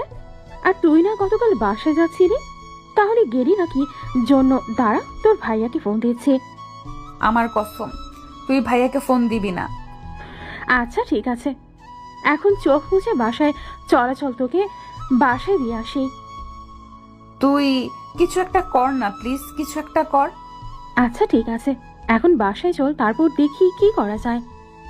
লাবণী আপু আর আনিসা কলেজ থেকে বেরিয়ে গেল। তারপর একটা রিক্সা নিয়ে আনিসার বাসায় চলে এলো। ও, আপনাদের একটা কথা তো বলাই হয়নি। ওটা একটা বাসা ঠিক আছে, কিন্তু পুরোটা না। একটা ফ্ল্যাট শুধু ওর, আর ওর পরিবার এখানে থাকে না, বেশ অনেকটা দূরে ওদের বাসা আছে, ওটাই থাকে। ও পড়াশোনার জন্য এখানে থাকে। কলেজ থেকে বেরিয়ে আশেপাশে ঘোরাঘুরি করলাম, তারপর দুপুরে বাসায় আসলাম। লাবণী, তুমি তখন ফোন দিয়েছিলা, কিন্তু কাজের চাপে রিসিভ করতে পারিনি। সমস্যা নেই ভাইয়া। আচ্ছা, এখন বলো কেন ফোন দিয়েছিলে? ভাইয়া, আনিসাকে বাসায় নিয়ে যান, না হলে কখন সুইসাইড করে নেবে কেউ বুঝতে পারবে না। কি সব কথা বলছো? ও সুসাইড করতে যাবে কেন? আচ্ছা ভাইয়া, আপনি ওর কেমন ভাই বলেন তো? আপনার ছোট বোনের ব্যাপারে কোনো খোঁজ খবর রাখেন না? কি হয়েছে বলো তো? এমন ভাবে ঘুরিয়ে ফিরিয়ে বলছো কেন? আর জানোই তো বিজনেসের জন্য অন্য বিষয়ে ফোকাস করতে পারি না ভালোভাবে। বলো কি হয়েছে? মনে আছে একদিন আপনি আর আর আনিসা কলেজের সামনে একটা ছেলেকে মেরেছিলেন? আসলে ভাইয়া সেদিন ওই ছেলের কোনো দোষ ছিল না। আমি ওর ওড়না ধরে টান দিয়েছিলাম, আর আপনারা ভাই বোন ভুল বুঝে ওকে মেরেছিলেন। তা বুঝলাম, কিন্তু এত বছর পর সেই কথা কেন উঠতেছে? তাহলে শোনেন ঘটনা কি। লাবণী আপু সবকিছু বলল। সবকিছু বলার পর লাবণী আপু আবারও বলল, এখন যেভাবে হয় ওদের এক করেন, আর না হলে বুঝিয়ে অন্য কোথাও বিয়ে দেন। জানি ওর অন্য কোথাও বিয়ে করতে রাজি হবে কিনা। আর যদি যেমন চলতে থাকে তাহলে সত্যি সত্যি কবে ও সুইসাইড করে বসবে। আজকেই যেমন কলেজে আমার সামনেই বিষ কেটে যাচ্ছিল। কি? আচ্ছা, আমি আব্বু আম্মুর সাথে কথা বলে কিছুক্ষণ পর ফোন দিচ্ছি। ওকে ভাইয়া। বাসায় এসে ফ্রেশ হয়ে শুয়ে আছি আর ভাবছি এখন নাটক করতে আসছে। ও আমাকে কম কষ্ট দেয়নি, আমার ভালোবাসায় কোনো কম ছিল না। আমিও যদি টাইম পাসের জন্য ভালোবাসতাম তাহলে আমিও অনেক হ্যাপি থাকতাম। কখনো কারোর সাথে কথা বলার জন্য ছটফট করতাম না, কখনো কষ্ট হতো না, কখনো চোখ দিয়ে পানি বের হতো না। তবে এখন আলহামদুলিল্লাহ অনেক ভালো আছি। এখন আর তেমন কষ্ট হয় না। ওর এমন অবস্থা দেখে এখন মায়া হয়, কিন্তু আপন করে নিতে ইচ্ছে করে না। খাবার জন্য ডাকছিল, তাই খেয়ে দিয়ে এসে শুয়ে পড়লাম। আব্বু, একটা খুব খারাপ খবর আছে। তারপর আনিসার ভাইয়া ওর আব্বু আম্মুকে সবকিছু বলল। সবকিছু বলার পর ভাইয়া আবারও বলল, এখন বলো কি করব? তোমার ওই মেয়ে কেমন ঘাটতারা জানো তো। ভেবে চিন্তে সিদ্ধান্ত নাও। ছেলেটা কি করে? এখনো লেখাপড়া করছে না জব করছে? দাঁড়াও, ওর ফ্রেন্ডকে জিজ্ঞেস করি। হ্যালো লাবিন, জি ভাইয়া বলেন। ওই ছেলেটা কি এখন কি করছে? মানে কোনো জব আছে না লেখাপড়া? ভাইয়া ও বলছিল একটা হোটেলে ম্যানেজারের জব করে, সেন্ট মার্টিনে 50,000 বেতন বলছিল। ও আচ্ছা, ওই ছেলের বাসার ঠিকানা জানো? না আঙ্কেল। আচ্ছা, আমি জেনে আপনাকে জানাচ্ছি। ওকে, জেনে ফোন দাও। ওকে, ফোন কেটে ভাবতে লাগলাম কাকে ফোন দেব। আকাশকে কি ফোন দিয়ে জিজ্ঞেস করব কি ভাববে ও। যা ভাবার ভাবতে পারে। ওকেই ফোন দিলাম। কয়েক রিং হতেই রিসিভ করলো। হ্যালো, আমি লাবণী বলছি। ও জি আপু বলেন। তোমার বাসার ঠিকানাটা দাও তো। কেন আপু, আপনি আমার বাসার ঠিকানা কি করবেন? দেখুন, তখন আপনার সাথে মজা করছিলাম। আপনার আব্বু আম্মুকে আবার পাঠিয়ে দিয়েন না। চুপ ফাজিল, আমার টাকা পড়েছে তোমাকে বিয়ে করতে আর আব্বু আম্মুকে তোমার বাসায় পাঠাতে? আমার বিয়ে ঠিক হয়েছে ভাবছি সপরিবারে তোমাকে দাওয়াত দিব, তাই ঠিকানা দিচ্ছি। আচ্ছা নেন। তারপর লাবণী আপুকে ঠিকানা দিলাম। ঠিকানা দিতেই বলল, ওকে আচ্ছা, পরে কথা বলি, এখন একটু ব্যস্ত আছি। ওকে আপু। আর আমি এখন ঘুম দেই, ঘুম আসছে। কবে যে বউকে জড়িয়ে ধরে ঘুমাতে পারবো। বিয়ে করে নিলেই পারবা। আচ্ছা রাখি। ফোন কেটে দিয়ে ভাইয়াকে ফোন দিলাম। রিং হতেই রিসিভ হলো। ভাইয়া ঠিকানা নেন, তারপর ঠিকানা দিলাম। আচ্ছা ঠিক আছে। আনিসা কে কিছু বলো না, ওর জন্য সারপ্রাইজ রইল। ওকে ভাইয়া, এখন ওদের ভেতরে ঝামেলা মিটে গেলেই হয়। ঠিকানা তো নিলাম, এখন কি করব? ও থাকতে পারবে ওই ছেলের সাথে? আর যদি নাই পারে তাহলে এমন করতো না। আমিও সেটাই ভাবছি কি করব। আচ্ছা, ওই ছেলের বাসা থেকে বিকেলে ঘুরে আসি। আমি তো আমার মেয়েকে হারাতে পারি না। বিকেলে অনেকের সাথে কথা বলার আওয়াজে ঘুম ভাঙলো। ঘুম থেকে উঠে দরজার কাছে এসে দেখি আনিসার ভাইয়া আর দুজন বয়স্ক লোক আর মহিলা, হয়তো ওনার আব্বু আম্মু হবে, আর একটা মেয়েও আছে, ওটা হয়তো আনিসা হবে। কিন্তু ওরা এখানে কে? 1.5 বছর আগে আপনাদের মেয়ের ছবি দেখিয়ে আমার ছেলে বলেছিল আপনার মেয়েকে নাকি ভালোবাসে। আমার পছন্দ হয়েছিল, আর আপনার অনেক বড় লোক, আরও কত কি। আর এটাও বলেছিল যে আপনাদের মেয়ে আমার ছেলের থেকে 4 বছরের বড়। তবে 1 বছর আগে কি হয়েছিল সঠিক জানি না। পুলিশ এটা বলেছিল যে আমার ছেলে নাকি রাস্তায় কাকে মারধর করেছিল, তাই পুলিশে ধরে নিয়ে যায়। তারপর ওর আব্বুকে ডেকে কিছু কথা বলে ছেড়ে দেয়। তারপর ওর আব্বু বাসায় এসে মারে এবং রাগে বাসা থেকে বেরিয়ে যেতে বলে। তারপর তো রাগ করে সত্যি সত্যি বেরিয়ে যায়। 1 বছরের উপরে কোনো খোঁজ নেই, ওর কোনো খবর নেই, ছিল না। গতকালই সকালে আসছে। তা যাই হোক, যা হবার হয়ে গেছে। এখন বলেন কি করা যায়? আপনার ছেলেকে কি দেওয়া যাবে? এমনভাবে বলছেন কেন? আপনার মেয়ে অপছন্দ করার কিছু নেই, বয়সে বড় এই আর কি, কিন্তু এটা কোনো ম্যাটার না। আঙ্কেল, আপনার ছেলে আমাকে যেভাবে রাখবে আমি ওভাবেই থাকবো, আমার কোনো সমস্যা হবে না। আচ্ছা, আপনার ছেলে কোথাকার? ও কি কি বলছে শুনে দেখুন। ও ভালোবেসেছে তখন বিয়ে করবে না মানে? ওকে ঘুম থেকে ডেকে তোলো তো। খালু আব্বা, ওকে ডাকতে হবে না। রাঘব বল দরজার পাশে দাঁড়িয়ে দাঁড়িয়ে সব কিছু শুনছে। ওকে গতকাল বললাম তো, কি বলছিল শুনছিলা তো? ডাইনি, ওকে তো কি করতে মন চাচ্ছে। আমি গিয়ে আম্মুর পিছনে দাঁড়ালাম। আনিসা এক দৃষ্টিতে আমার দিকে আছে। ও কি পাগল নাকি? এতগুলো মানুষের সামনে এমনভাবে তাকিয়ে আছে। মান সম্মান বলতে কিছু নেই বোঝাই যাচ্ছে। আমি কিছু বলতে যাব তার আগে আব্বু। রিলেশন করেছিস কিন্তু বিয়ে করবি না, কির জন্য? এগুলো কি ছেলে খেলা? তোকে কি আমরা এই শিক্ষা দিয়েছি? কিছু বলতে গিয়েও বলতে পারছি না। এখন কিছু বললেই আমার উপর চোটপাট চলবে। জানি না কি কি শুনিয়েছে। এখন ওকে আপন করে পেতে ইচ্ছে করছে না। আব্বু, আমার কথাটা শুনেন। এখন তোর কোনো কথা শুনবো না। আচ্ছা, বিয়ের তারিখ এবং মোহরানার বিষয়ে কথা বলেন। আমি আর কি বলবো? সব দোষ এই ডাইনি লাগনির। আচ্ছা, আনিসা কি বুঝতে পারছে না ওকে আমি মেনে নিব না? রুমে এসে চুপ করে বসে থাকি। তখনই দরজা লাগানোর শব্দ। দেখি আনিসা আমার দিকে আসছে। ও এখানে কেন আসছে বুঝলাম না। আনিসা চেয়ার টেনে আমার সামনে বসলো। সমস্যা কি আপনার? আমার দিকে তাকাও, আমার চোখের দিকে তাকাও। সরি, আপনি এভাবেই বলেন। সাহস হচ্ছে না আমার চোখের দিকে তাকিয়ে কথা বলতে, তাই তো? দেখেন, এইসব ফালতু পেঁচাল না পেরে আমার রুম থেকে বের হন। কতদিন আর আমার আমার করবা শুনি? কিছুদিন পরে আমারও যাবে। সরি তো। সরি বলে যদি সব ব্যথা দূর হয়ে যেত তাহলে সবকিছু সরি বলেই ঠিক করে নেওয়া যেত। আর ন্যাকামি না করে এখান থেকে এখন যান। আর বিয়ে করলেই সব কিছু ঠিক হয়ে যাবে মনে করেছেন? কখনো না। তাহলে কি করতে হবে? সত্যি সত্যি যদি আমাকে ভালোবেসে থাকেন তাহলে আমাকে ভুলে যান। তার থেকে আমাকে মরে যেতে বলো, ওটাই ভালো হবে। আমি চিরকুট লিখে দিচ্ছি, কেউ দোষী করবে না তোমাকে। আমাকে মেরে ফেলো।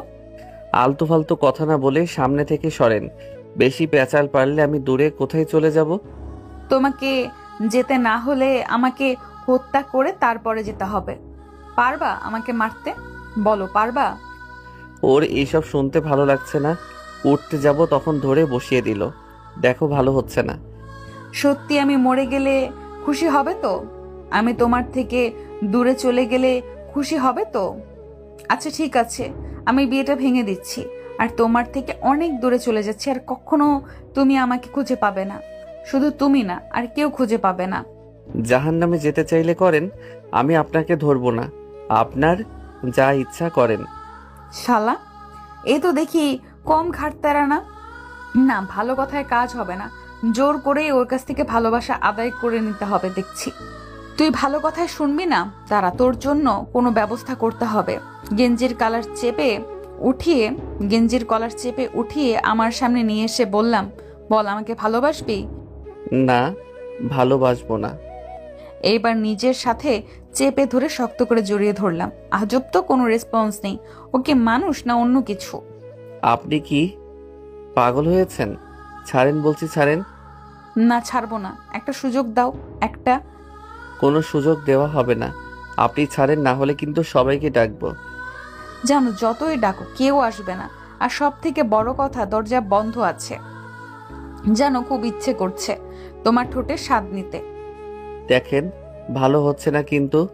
আপনার নামে কিন্তু থানায় মামলা করব পুরুষ ধর্ষণের। করো, সমস্যা নেই। সত্যি বলছি, অনেক লোভ হচ্ছে, নিজেকে সামলাতে পারছি না। আমি ছাড়িতে লাগলাম। এমনভাবে ধরে রাখলে আমারও অবস্থাও খারাপ হতে থাকবে। যেই রাগ অভিমান আছে আস্তে আস্তে লুপ্ত হতে থাকবে। ছাড়ানোর চেষ্টা করতে লাগলাম কিন্তু পারছি না। দেখো, ভালো হচ্ছে না কিন্তু। আমি চাচ্ছি এখন খারাপ কিছু না হোক, একদম খারাপ কিছু। ছাড়েন বলছি, ছাড়েন। এই তোকে ছাড়তে বলছি না। না, ছাড়বো না। বেশি ছোটার চেষ্টা করলে সত্যি সত্যি কিস করে দিব। ভালো হচ্ছে না কিন্তু। খারাপটাই হোক, আমি তো ওটাই চাচ্ছি। একদম তোমার সাথে মিশে যেতে ইচ্ছে করছে। এখন বলছি, শুনছো না? এমন একটা সময় আসবে, চোখের সামনে অনেক ভালো ভালো জিনিস দেখবা, কিন্তু কিছুই দেখতে পাবে না। তখন বুঝবা কত ধানে কত চাল। দেখেন, এইবার বেশি বেশি হয়ে যাচ্ছে। কোনো কিছুই বেশি হয়নি, এইবার হবে বেবি। বলেই ঠোঁটের সাথে ঠোঁট মিলিয়ে ইচ্ছে মতো কিস করতে লাগলো, কিন্তু আমার কোনো রেসপন্স নেই। ইচ্ছে করছে না, কিন্তু কতক্ষণ নিজেকে ধরে রাখতে পারবো? একটা না একটা সময় দুর্বল হয়ে যাব। এইবার শরীর সমস্ত শক্তি দিয়ে ওকে ছাড়িয়ে দিলাম একটা থাপ্পড়। আমার থাপ্পড় খেয়ে গালে হাত দিয়ে আরো হিংস্র হয়ে তাকালো। ওর এমন অবস্থা দেখে সত্যি ভয় পেয়ে গেছি। এমন অবস্থা এর আগে কখনো দেখিনি। মনে হচ্ছে থাপ্পড় দিয়ে সবচেয়ে বড় ভুল করেছি, কিন্তু ভয় পেলে চলবে না। পুরুষ মানুষ বলে কথা। ওর সামনে থেকে সরতে যাব, তখন দিল ধাক্কা। আমি বিছানায় পড়ে গেলাম। আনিসা এবার আমার উপর উঠে বসলো আর 2 হাত দিয়ে আমার হাত বিছানায় চেপে ধরলো। আমি শুধু ওর কাণ্ডগুলো দেখে যাচ্ছি। দেখেন, ভালো হচ্ছে না কিন্তু। কোনো কিছুই বলছে না, শুধু নিশ্চুপ হয়ে আমার মুখের দিকে তাকিয়ে আছে। এর কি হলো বুঝলাম না। হাত ছাড়িয়ে ধাক্কা দিয়ে উঠতে যাব, তখন জড়িয়ে ধরলো। ও কি করতে চাইছে বুঝতে পারছি না। দেখেন, ছাড়েন বলছি। এগুলো কিন্তু ঠিক নয়। আমাকে ক্ষমা করে দাও, আর একটা সুযোগ দাও আমাকে কি আপনি ছাড়বেন? প্লিজ। ছাড়ানোর চেষ্টা করছি, কিন্তু কোনো মতেই হচ্ছে না। শুয়ে থেকে কি এমনভাবে হয়? দেখেন, এইবার কিন্তু সত্যি লিমিট ক্রস করছেন। ছাড়েন বলছি, ছাড়েন। অসহ্য একটা। আনিসা এবার ছেড়ে দিল। আমি উঠে ঠিকঠাক হয়ে দরজা খুলে বাইরে এসে ছাদের উপরে গেলাম। ছাদে চুপচাপ একপাশে দাঁড়িয়ে আছি। বুঝলাম না আমারও চোখ দিয়ে কেন পানি বের হলো। দাঁড়িয়ে আছি বেশ কিছুক্ষণ ধরে, পাশে এসে কেউ দাঁড়ালো। তাকিয়ে দেখি সুইটি আপু। কিছু তো একটা ঝোলা আছে। কিছু কিছু কি হয়েছে তোদের ভিতরে? আমি ওকে ভালোবাসি, ঠিক আছে, কিন্তু ওকে আপন করে পেতে ইচ্ছে করে না। ওকে দেখলেই পুরনো কথাগুলো মনে পড়ে। মনে পড়ে ওর দেওয়া কষ্টগুলোর কথা। মনে পড়ে ওর করা অবহেলাগুলোর কথা। ওগুলো ভাবলেই কষ্ট হয়। ও আমার পাশে পাশে থাকলে ওগুলো বেশি মনে পড়বে। সেদিন ওর দেওয়া কষ্ট, তারপর আব্বুর ওই রকম ব্যবহারে অনেক কষ্ট পেয়েছিলাম। তাই তো আরো রাগ করে বাসা ছেড়ে গেছিলাম। ওকে বিয়ে করতে চাচ্ছিলাম না, কিন্তু আব্বু এমনভাবে বলল যে।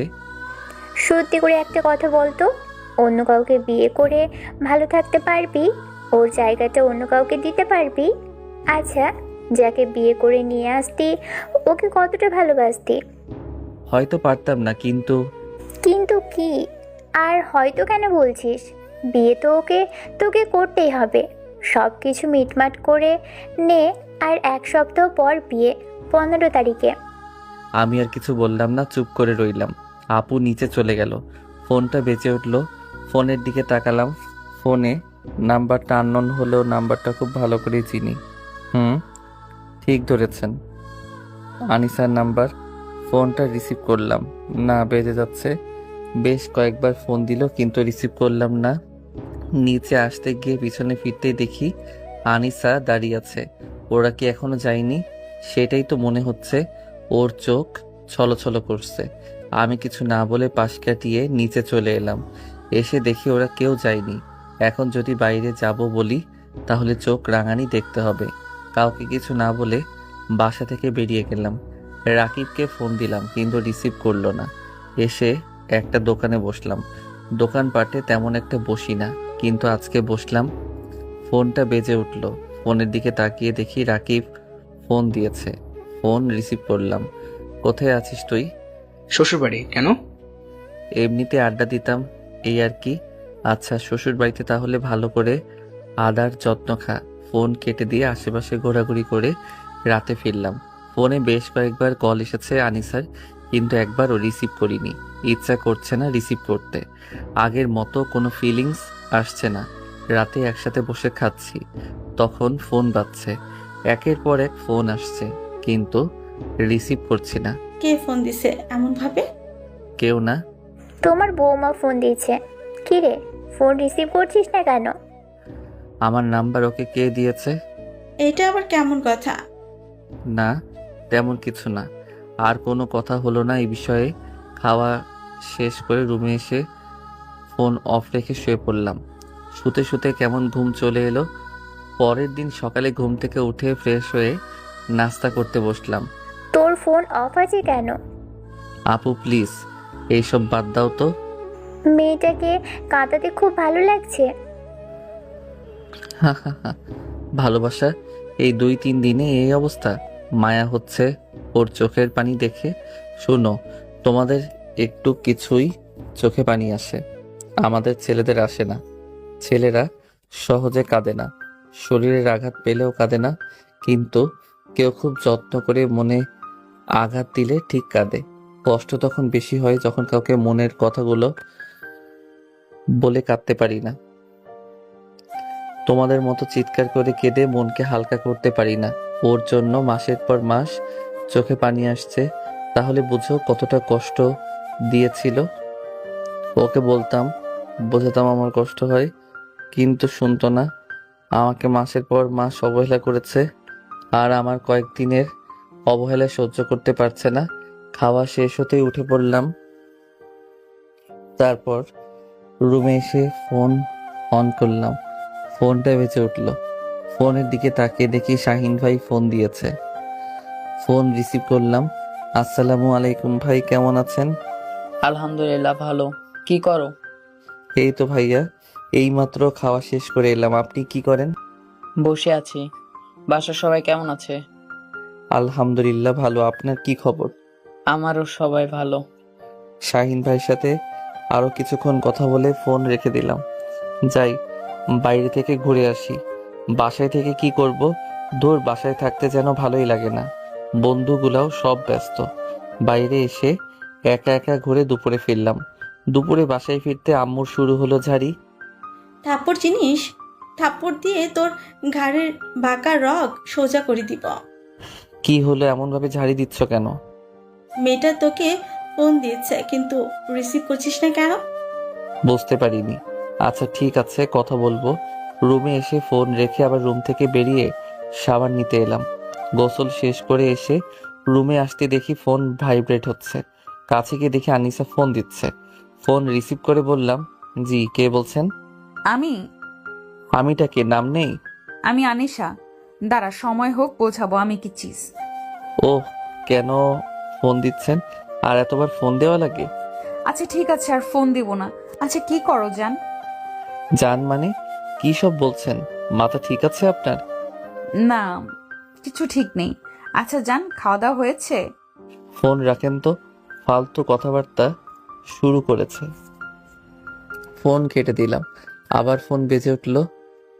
ফোন কেটে দিয়ে শুয়ে থাকলাম। কিছুক্ষণ পর ঘুমিয়ে পড়লাম।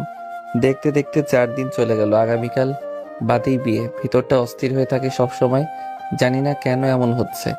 চুপ করে বসে আছি, তখন আম্মু এলো। এসে বলল, আগামীকাল বিয়ের শপিং এ যাবে। আমি কেন? আমি পারবো না। কাপড় চিনিস? আর কিছু বললাম না, চুপ করে বসে আছি। ফোনটা বেজে যাচ্ছে, রিসিভ করছি না। কে ফোন দিচ্ছে বুঝতে বাকি নেই। কে ফোন দিচ্ছে রিসিভ করতে পারিস না? ফোন রিসিভ করে রুমে এলাম। কি হয়েছে, এমন ভাবে ফোন দেওয়ার কি আছে? মিস করছিলাম তাই। মিস ইউ ইয়ার। আর কিছু বলবেন? রেগে আছো মনে হচ্ছে। কিছু কি হয়েছে? না, কিছু হয়নি। কয়দিন এমন ভাবে অবহেলা করবা আর কয়দিন এমন ভাবে রাগ দেখাবা? একবার কাছে পেয়ে যাই, তখন দেখাবো মজা। আর কতদিন আমার উপরে রাগ অভিমান করে থাকো সেটাই দেখবো। আরো কিছু বলবেন? বাকিটা বাসরাতে বোঝাপড়া হবে। যেভাবে পারো কষ্ট দিয়ে নাও, যা বলার বলে নাও। এর প্রতিশোধগুলো তো অবশ্যই নিব, তবে তোমার মতো করে এমন অবহেলা করে না। আমি নিব অন্যভাবে। ফালতু কথা বাদ দিয়ে ফোন রাখেন। কাজ ফেলে কাজ করে ফোন কেটে দিয়ে বিছানায় ফোন রাখতে যাব, তখন আবার ফোন বেজে উঠল। ফোন কেটে দিয়ে শুয়ে পড়লাম। শুয়ে থাকতে থাকতে কবে ঘুমিয়ে গেছি বলতে পারবো না। বেশ কিছুক্ষণ পরে কারো ডাকাডাকিতে ঘুম ভাঙলো। ঘুম থেকে উঠে ফ্রেশ হয়ে খেতে এলাম। খাওয়া শেষ করে রুমে এসে আবার শুয়ে পড়লাম। বিকেলে আমি রাকিব বসে আছি তখন। এখনো এমনভাবে আনিশা আপুর উপর রাগ অভিমান করে থাকবে? দেখ, এখন তো বিয়ে হয়ে যাচ্ছে, এখন তো ওগুলো ভুলে যা, দিয়ে নতুন করে সব শুরু কর। বাদ দে তো। আচ্ছা সত্যি করে বলতো, তুই কি সত্যি আনিশা আপুকে ভালোবাসতে? যদি ভালোই বাসতে তাহলে তো আমার মনে হয় না এমন করতে পারতে। এমন তো না যে আনিশা আপু তোকে রেখে আনিশা আপু অন্য কারোর সাথে রিলেশনে গেছিল। জানিস, আমরা যেমন তোকে খুঁজেছি তেমনি আনিশা আপু তোকে কত খুঁজেছে। আমাকে ফোনের উপর ফোন দিয়ে জিজ্ঞেস করতো তোকে পাওয়া গেছে কিনা। তুই না বলতি প্রতিশোধ নেওয়ার নাম ভালোবাসা না, ক্ষমা করে কাছে টেনে নেওয়ার নাম ভালোবাসা। একটু হেসে বললাম, দেখ, তোর আর আমার বিষয়টা এক না। আর তুই যদি আমার জায়গায় হতি তাহলে মনে হয় না তোর মুখ দিয়ে এই কথা বের হতো। শোন, ওর প্রতি যদি ভালোবাসা বা অনুভূতি না থাকতো তাহলে এই বিয়ে পর্যন্ত কখনো যেত না। যদি প্রতিশোধ নেওয়া হয় তাহলে এখন যে অবস্থা ওর আছে এর থেকে আরো দুগুণ খারাপ হতো। নাম্বারটা সেদিনই ব্লক লিস্টে যেত যেদিন প্রথম ফোন দেয়। আমি যা করছি তা তো এগুলো কিছুই না। ওর জন্য আরো কিছু অপেক্ষা করছে। আচ্ছা যাই হোক, ওগুলো বাদ দে। শোন, মানুষ মাত্রই ভুল হয়, কখনো না বুঝে কখনো বুঝে। ওই টপিক বাদ দে তো। আর কিছুক্ষণ আড্ডা দিয়ে সন্ধ্যায় বাসায় এলাম। রাতে চুপচাপ শুয়ে আছি আর ভাবছি কি করব। কি আর করার, যা হবার নয় সেটা হয়ে গেছে। পরের দিন সকালে মার্কেট যাব না তাও বাধ্য হয়ে বিয়ের শপিং করার জন্য আসতে হলো। বিয়ের শপিং শেষ করে দুপুরে বাসায় এসে শুয়ে পড়লাম। ভালো লাগছে না, শরীর কেমন ক্লান্ত। আবার কবে ঘুমিয়ে গেছি জানি না। এই কুত্তা, ওঠ, আর কত ঘুমাবি? যাও তো, একটু শান্তিতে ঘুমাতে দাও। বিকেলে 4টে বাজে, খাবি কখন? রাতে খাবো, এখন যাও। কুত্তি ওর ছেলেকে দিল, বিছানায় রেখে শুরু করলো কান্না। কেমনটা লাগে আপনারাই বলুন। উঠে গোসল করে রুমে এলাম, তারপর খাবার জন্য এলাম। প্রায় সব কাজিনরা চলে এসেছে। একেই বলে বিয়ে বাড়ি, শুধু চারপাশে কথা আর কথা। খাওয়া শেষ করে ছাদে এলাম, এসে চুপ করে দাঁড়িয়ে আছি। শালা বাসায় আস্তে আস্তে এমন হবে ভাবতে পারিনি। ভেবেছিলাম বিয়ে হয়ে বাচ্চা কাচ্চা হয়ে গেছে। মানতেই হবে, ভালোবাসা অনেক। যদি ভালোই না বাসতো এতদিন অপেক্ষা করতো না। আর একটা রিলেশনে যেত, আর না হলে বিয়ে করে নিত। ও যতই ভালোবাসুক, কিন্তু ওর কপালে তো দুঃখ আছে। মানুষ এমন কেন? কাছে থাকতে মূল্য বোঝে না, যখন হারিয়ে যায় তখন পাগলের মতো খুঁজে। সত্যি মানুষের মন বোঝা বড় কঠিন। ফোনটা বাজছে পকেট থেকে। ফোন বের করে দেখে আনিসা। রিসিভ করব কি করব না ভাবছি। রিসিভ করলাম। রিসিভ করতেই, আসসালামু আলাইকুম। কি করেন জনাব? ওয়ালাইকুম আসসালাম। ছাদে দাঁড়িয়ে আছি। চাঁদে দাঁড়িয়ে আছো মানে? ফাইজলামি হচ্ছে, ফোন রাখেন। বোধহয় আশেপাশে মানুষ আছে আর ফোন দিয়েছে। ফোন কেটে সাইলেন্ট করে রাখলাম। কিছুক্ষণ ছাদে থেকে নিচে এলাম।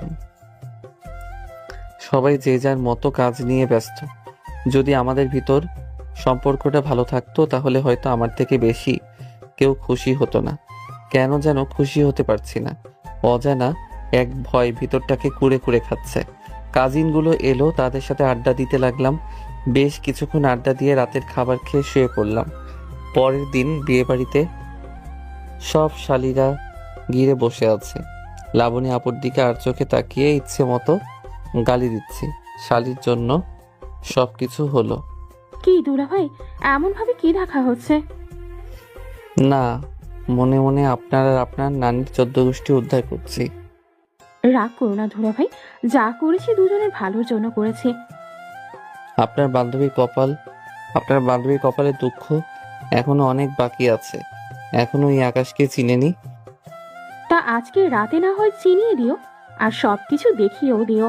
লাবণী আপুর কথা শুনে আর মুখ দিয়ে কথা বের হলো না। চুপ করে রইলাম। দেখতে দেখতে বিয়েটা ধুমধাম করে হলো। বিয়ে শেষ করে বাসায় আসলাম। গাড়ি থেকে নামার সময় শুরু করলো নাটক। আপনি কি নামবেন না ঢং করে বসে থাকবেন? কোলে করে নিয়ে যেতে হবে? পারবো না। ইচ্ছে হলে নামেন, না হলে বসে থাকেন। আব্বু, পাটা কেমন ব্যথা করছে। আপনার ছেলেকে বলছে কোলে নিতে, কিন্তু নিচ্ছে না, উল্টো ধমক দিচ্ছে। আব্বু আমার দিকে রেগে তাকিয়ে আছে। আর কিছু না বলে গিয়ে কোলে তুলে নিলাম। নিয়ে বিছানায় এসে জোরে করে ছেড়ে দিলাম। মা গো মা, ও বাবা গো, কোমর বুঝি গেল। ওই, তুমি আমাকে এমন ভাবে ছাড়লে কেন? নাটক করার শাস্তি। বড় ইচ্ছে ছিল গাড়ি থেকে নামার সময় বড়ের কোলে করে নিয়ে বাসর ঘর পর্যন্ত নিয়ে আসবে। ইচ্ছা তো পূরণ করেছি, আর তুমি রাগ করছো? আবার শুরু হলো নাটক। বলছি শোনো না। কি হয়েছে? মানুষজন আসতে লাগলো, তাই রুম থেকে বেরিয়ে গেলাম। এসে বাইরেই থাকলাম। রাতে ছাদে দাঁড়িয়ে আছি। যা ভাই, সবকিছু মিটমাট করে সবকিছু নতুন করে শুরু কর। আচ্ছা বলতো, কতদিন রাগ করে থাকবি? বেশি দিন পারবি না। চুপ করে দাঁড়িয়ে রইলাম। পকেট থেকে ফোন বের করে দেখি রাত 10:30 বাজে। যা, এবার শুধু শুধু রাগগুলোকে মনের ভিতরে পুষে রেখেছিস। এই, এখানে যে দাঁড়িয়ে রাত তো কম হলো না, এবার রুমে যা। কিছু না বলে নিচে এলাম। রুমের সামনে আসতেই কাজিনদের বাধা। এখন বাসরঘর সাজানোর জন্য টাকা নিবে। বাধ্য হয়ে 10,000 টাকা দিতে হলো। তারপর দরজা খুলে দরজা লাগিয়ে আস্তে আস্তে বিছানার কাছে এলাম। আনিসা উঠে এসে সালাম করতে যাবে, তখন পিছনে সরে বললাম প্রয়োজন নেই, চুপচাপ শুয়ে পড়েন। মানে কি? শুয়ে পড়বো মানে? জি, চেঞ্জ করে শুয়ে পড়েন। আমিও শুয়ে যাব, অনেক ঘুম আসছে। আমার কথা শুনে আমার দিকে করুণ চোখে তাকিয়ে আছে। আমি বালিশ আর একটা কথা নিয়ে নিচে শুয়ে পড়লাম। আগেই সবকিছু চেঞ্জ করা হয়েছে। ডিম লাইট অফ করে শুয়ে পড়েন। চুপচাপ শুয়ে পড়লাম। বুঝতে পারছি কান্না করছে। বেশ কিছুক্ষণ পরে ঘুমিয়ে পড়লাম। মধ্যরাতের দিকে বুকের উপর ভারী কিছু অনুভব করলাম। গেঞ্জিটাও ভেজা।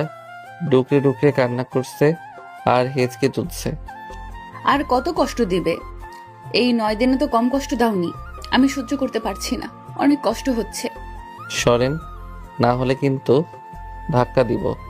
প্রয়োজন আছে আমার সাথে কথা বলতে আসার? আমি কি বলছি আমার কাছে আসেন। আর এমনভাবে কষ্ট পান? ভালোবাসি তো, আমি পারি না তোমাকে ছাড়া থাকতে। আচ্ছা এবার ক্ষমা করে দাও, অনেক তো কষ্ট দিলে, আর সহ্য হয় না। বুকের ভেতর অনেক ব্যথা করে। তো আমি কি করব? এইগুলো আমাকে বলছেন কেন? আমি আপনাকে ভালোবাসি না। যদি নাই ভালোবাসো তাহলে এই বিয়েটা করলে কেন? আপনাকে কষ্ট দিতে। আপনাকে কষ্ট দেওয়ার জন্য বিয়ে করেছি। আপনাকে আমি সুখে থাকতে দিব না। বুকের উপর থেকে নামবেন না ধাক্কা দিব? না, নামবো না। এই বুকটা শুধু আমার। বুক ব্যথা করছে, নামেন। তুমি মিথ্যা বলছো। আমি সরি, তো আর কখনো এমন হবে না। আগের দিনগুলোর কথা মনে আছে? তোমার কাছে কতটা আকুতি মিনতি করেছিলাম। এগুলো কি তোমার কষ্ট মনে হয়, অবহেলা মনে হয়? যখন আমি বলতাম তখন তো তোমার কাছে এগুলো কিছুই মনে হতো না। এখন কষ্ট হয় এগুলোতে। এখন আমার উপর থেকে সরেন, আমি ঘুমাবো। অনেক ঘুম পাচ্ছে। আমি সরবো না। আমি না হয় তোমাকে এমন ভাবে কথা দিইনি, কিন্তু তুমি তো দিয়েছিলে। আমাকে কখনো কষ্ট দিবে না, কখনো অবহেলা করবে না, সব সময় বুকে আগলে রাখবে। ওগুলো মিথ্যা বলেছিলাম। আমার ভালোবাসার মতো ওগুলো মিথ্যা ছিল। আপনি বুঝতে পারছেন না? আমি আপনাকে কখনো ভালোবাসিনি। ভালোবাসলে কি আপনাকে এমনভাবে কষ্ট দিতে পারতাম? সবকিছুই আমার আবেগ ছিল। আবেগ কেটে গেছে। তুমি সবকিছু মিথ্যা বলছো। প্লিজ আর এমন ভাবে কষ্ট দিও না। আমি সবকিছু ঠিক বলছি, এখন সরেন, না হলে। আমি সরবো না। কেমনটা লাগে আপনারাই বলুন। উপর থেকে জোর করে নামিয়ে বিছানায় এসে শুয়ে পড়লাম। একদম আমার কাছে আসবেন না। কে শুনে কার কথা? আবার এসে এবার আমার উপর শুয়ে পড়ল। রাগ হচ্ছে কিন্তু অনেক। মারবা তো মারো, যা ইচ্ছা করো, কিন্তু রাগ করে থেকো না, প্লিজ প্লিজ। আপনি কি আমার উপর থেকে সরবেন? ব্যথা লাগে তো। আমি একটা জিনিস বুঝতে পারছি না, আপনার ওই ফ্রেন্ডের হলো কি? এত বছরের সম্পর্ক, দরকার ছিল আমাকে বিয়ে করার, ওকেই বিয়ে করে নিতেন। দাঁড়ান, ওর সাথে আপনার বিয়ে দিয়ে দিব, আপনাকে ডিভোর্স দিয়ে দিব। আমার কথা শুনে আনিসা এবার শব্দ করে কেঁদে দিল। এই নাটক কম করেন তো। তুমি ডিভোর্স দেওয়ার আগে সুইসাইড পছন্দ করব। বোধহয় কারোর জন্য জীবন নষ্ট করে লাভ আছে? উপর থেকে সরেন। আর কত কষ্ট দিবে? এগুলো কষ্ট মনে হচ্ছে? আমার কাছে তো এগুলো কষ্ট মনে হচ্ছে না, আমার এগুলো ভালো লাগছে না। মায়া হচ্ছে অনেক, কিন্তু ওই যে অভিমান, কিন্তু আস্তে আস্তে সব কিছু হাওয়া হয়ে যাচ্ছে। ওকে ঘুরিয়ে ওর উপর উঠে মুখের দিকে তাকিয়ে বললাম, আমার সাথে এমন করেছিল কি জন্য? আমার বুঝি কষ্ট হতো না? সরি, আর কোনো দিন এমন হবে না, প্রমিস করছি। এর আগেও তো প্রমিস করেছিলে। আমার কথা শুনে চুপ হয়ে গেল, আবার শুরু করলো কান্না। ডিজিটাল ঘড়িটার দিকে তাকিয়ে দেখি রাত 1টা বাজে। চোখের পানি মুছে দিয়ে কপালে একটা চুমু দিয়ে বললাম, এই পাগলিটা এখনো আগের মতোই ভালোবাসে। ভালোবাসা আছে, কিন্তু আগের মতো যে পাগলামিগুলো নেই। সব অভিমানে কষ্ট চাপা পড়ে গেছে। আবার শুরু করলো কান্না। আবার কান্না কি জন্য? তুমি আমার সাথে এমন করলে কি জন্য? প্রতিশোধ নিলাম। আরো নেওয়ার ইচ্ছা ছিল, কিন্তু কি করব, আমারই তো কষ্ট হচ্ছে। পারলাম না। এই পাগলিটাকে খুব ভালোবাসি যে। সরি। আমিও অনেক সরি। খুব বেশি কষ্ট হয়েছে না? তুমি আমাকে অনেক কষ্ট দিয়েছো। এইবার তাহলে শোকের সাগরে ভাসিয়ে দেই, কি বলো? কিছু বলার আগেই ওর ঠোঁট নিজের আয়ত্তে করে নিলাম। বেশ কিছুক্ষণ ঠোঁটের যুদ্ধ চলল। আনিসা সমান তালে রেসপন্স করেছে। দুজনে হাঁপাতে লাগলাম। প্রোটেকশন তো নেই। তো কি হয়েছে, তাড়াতাড়ি একটা বেবির আব্বু হয়ে গেলাম। আমি তো একটা বাচ্চা, আর আমার ঘরে আরেক বাচ্চা হবে। তো কি হয়েছে? আপনার যেহেতু সমস্যা নাই, তাহলে আমার কি সমস্যা? আবার ঠোঁট দুটো নিজের দখলে করে নিলাম। একটু পরে ছেড়ে দিয়ে গালে কাঁধে কিস করতে শুরু করলাম। ইতিমধ্যে আনিসার নিঃশ্বাস ঘন হয়ে গেছে। আস্তে আস্তে নিচের দিকে নামতে লাগলাম। আনিসা পাগলের মতো করতে শুরু করেছে। আমার চুলগুলো 2 হাতে খামচে ধরেছে। এইবার জান ভাই, অনেক তো শুনলেন, এবার ইতিহাস তৈরি হবে। ইতিহাস তৈরি করতে হলে বিয়ে করে ফেলেন।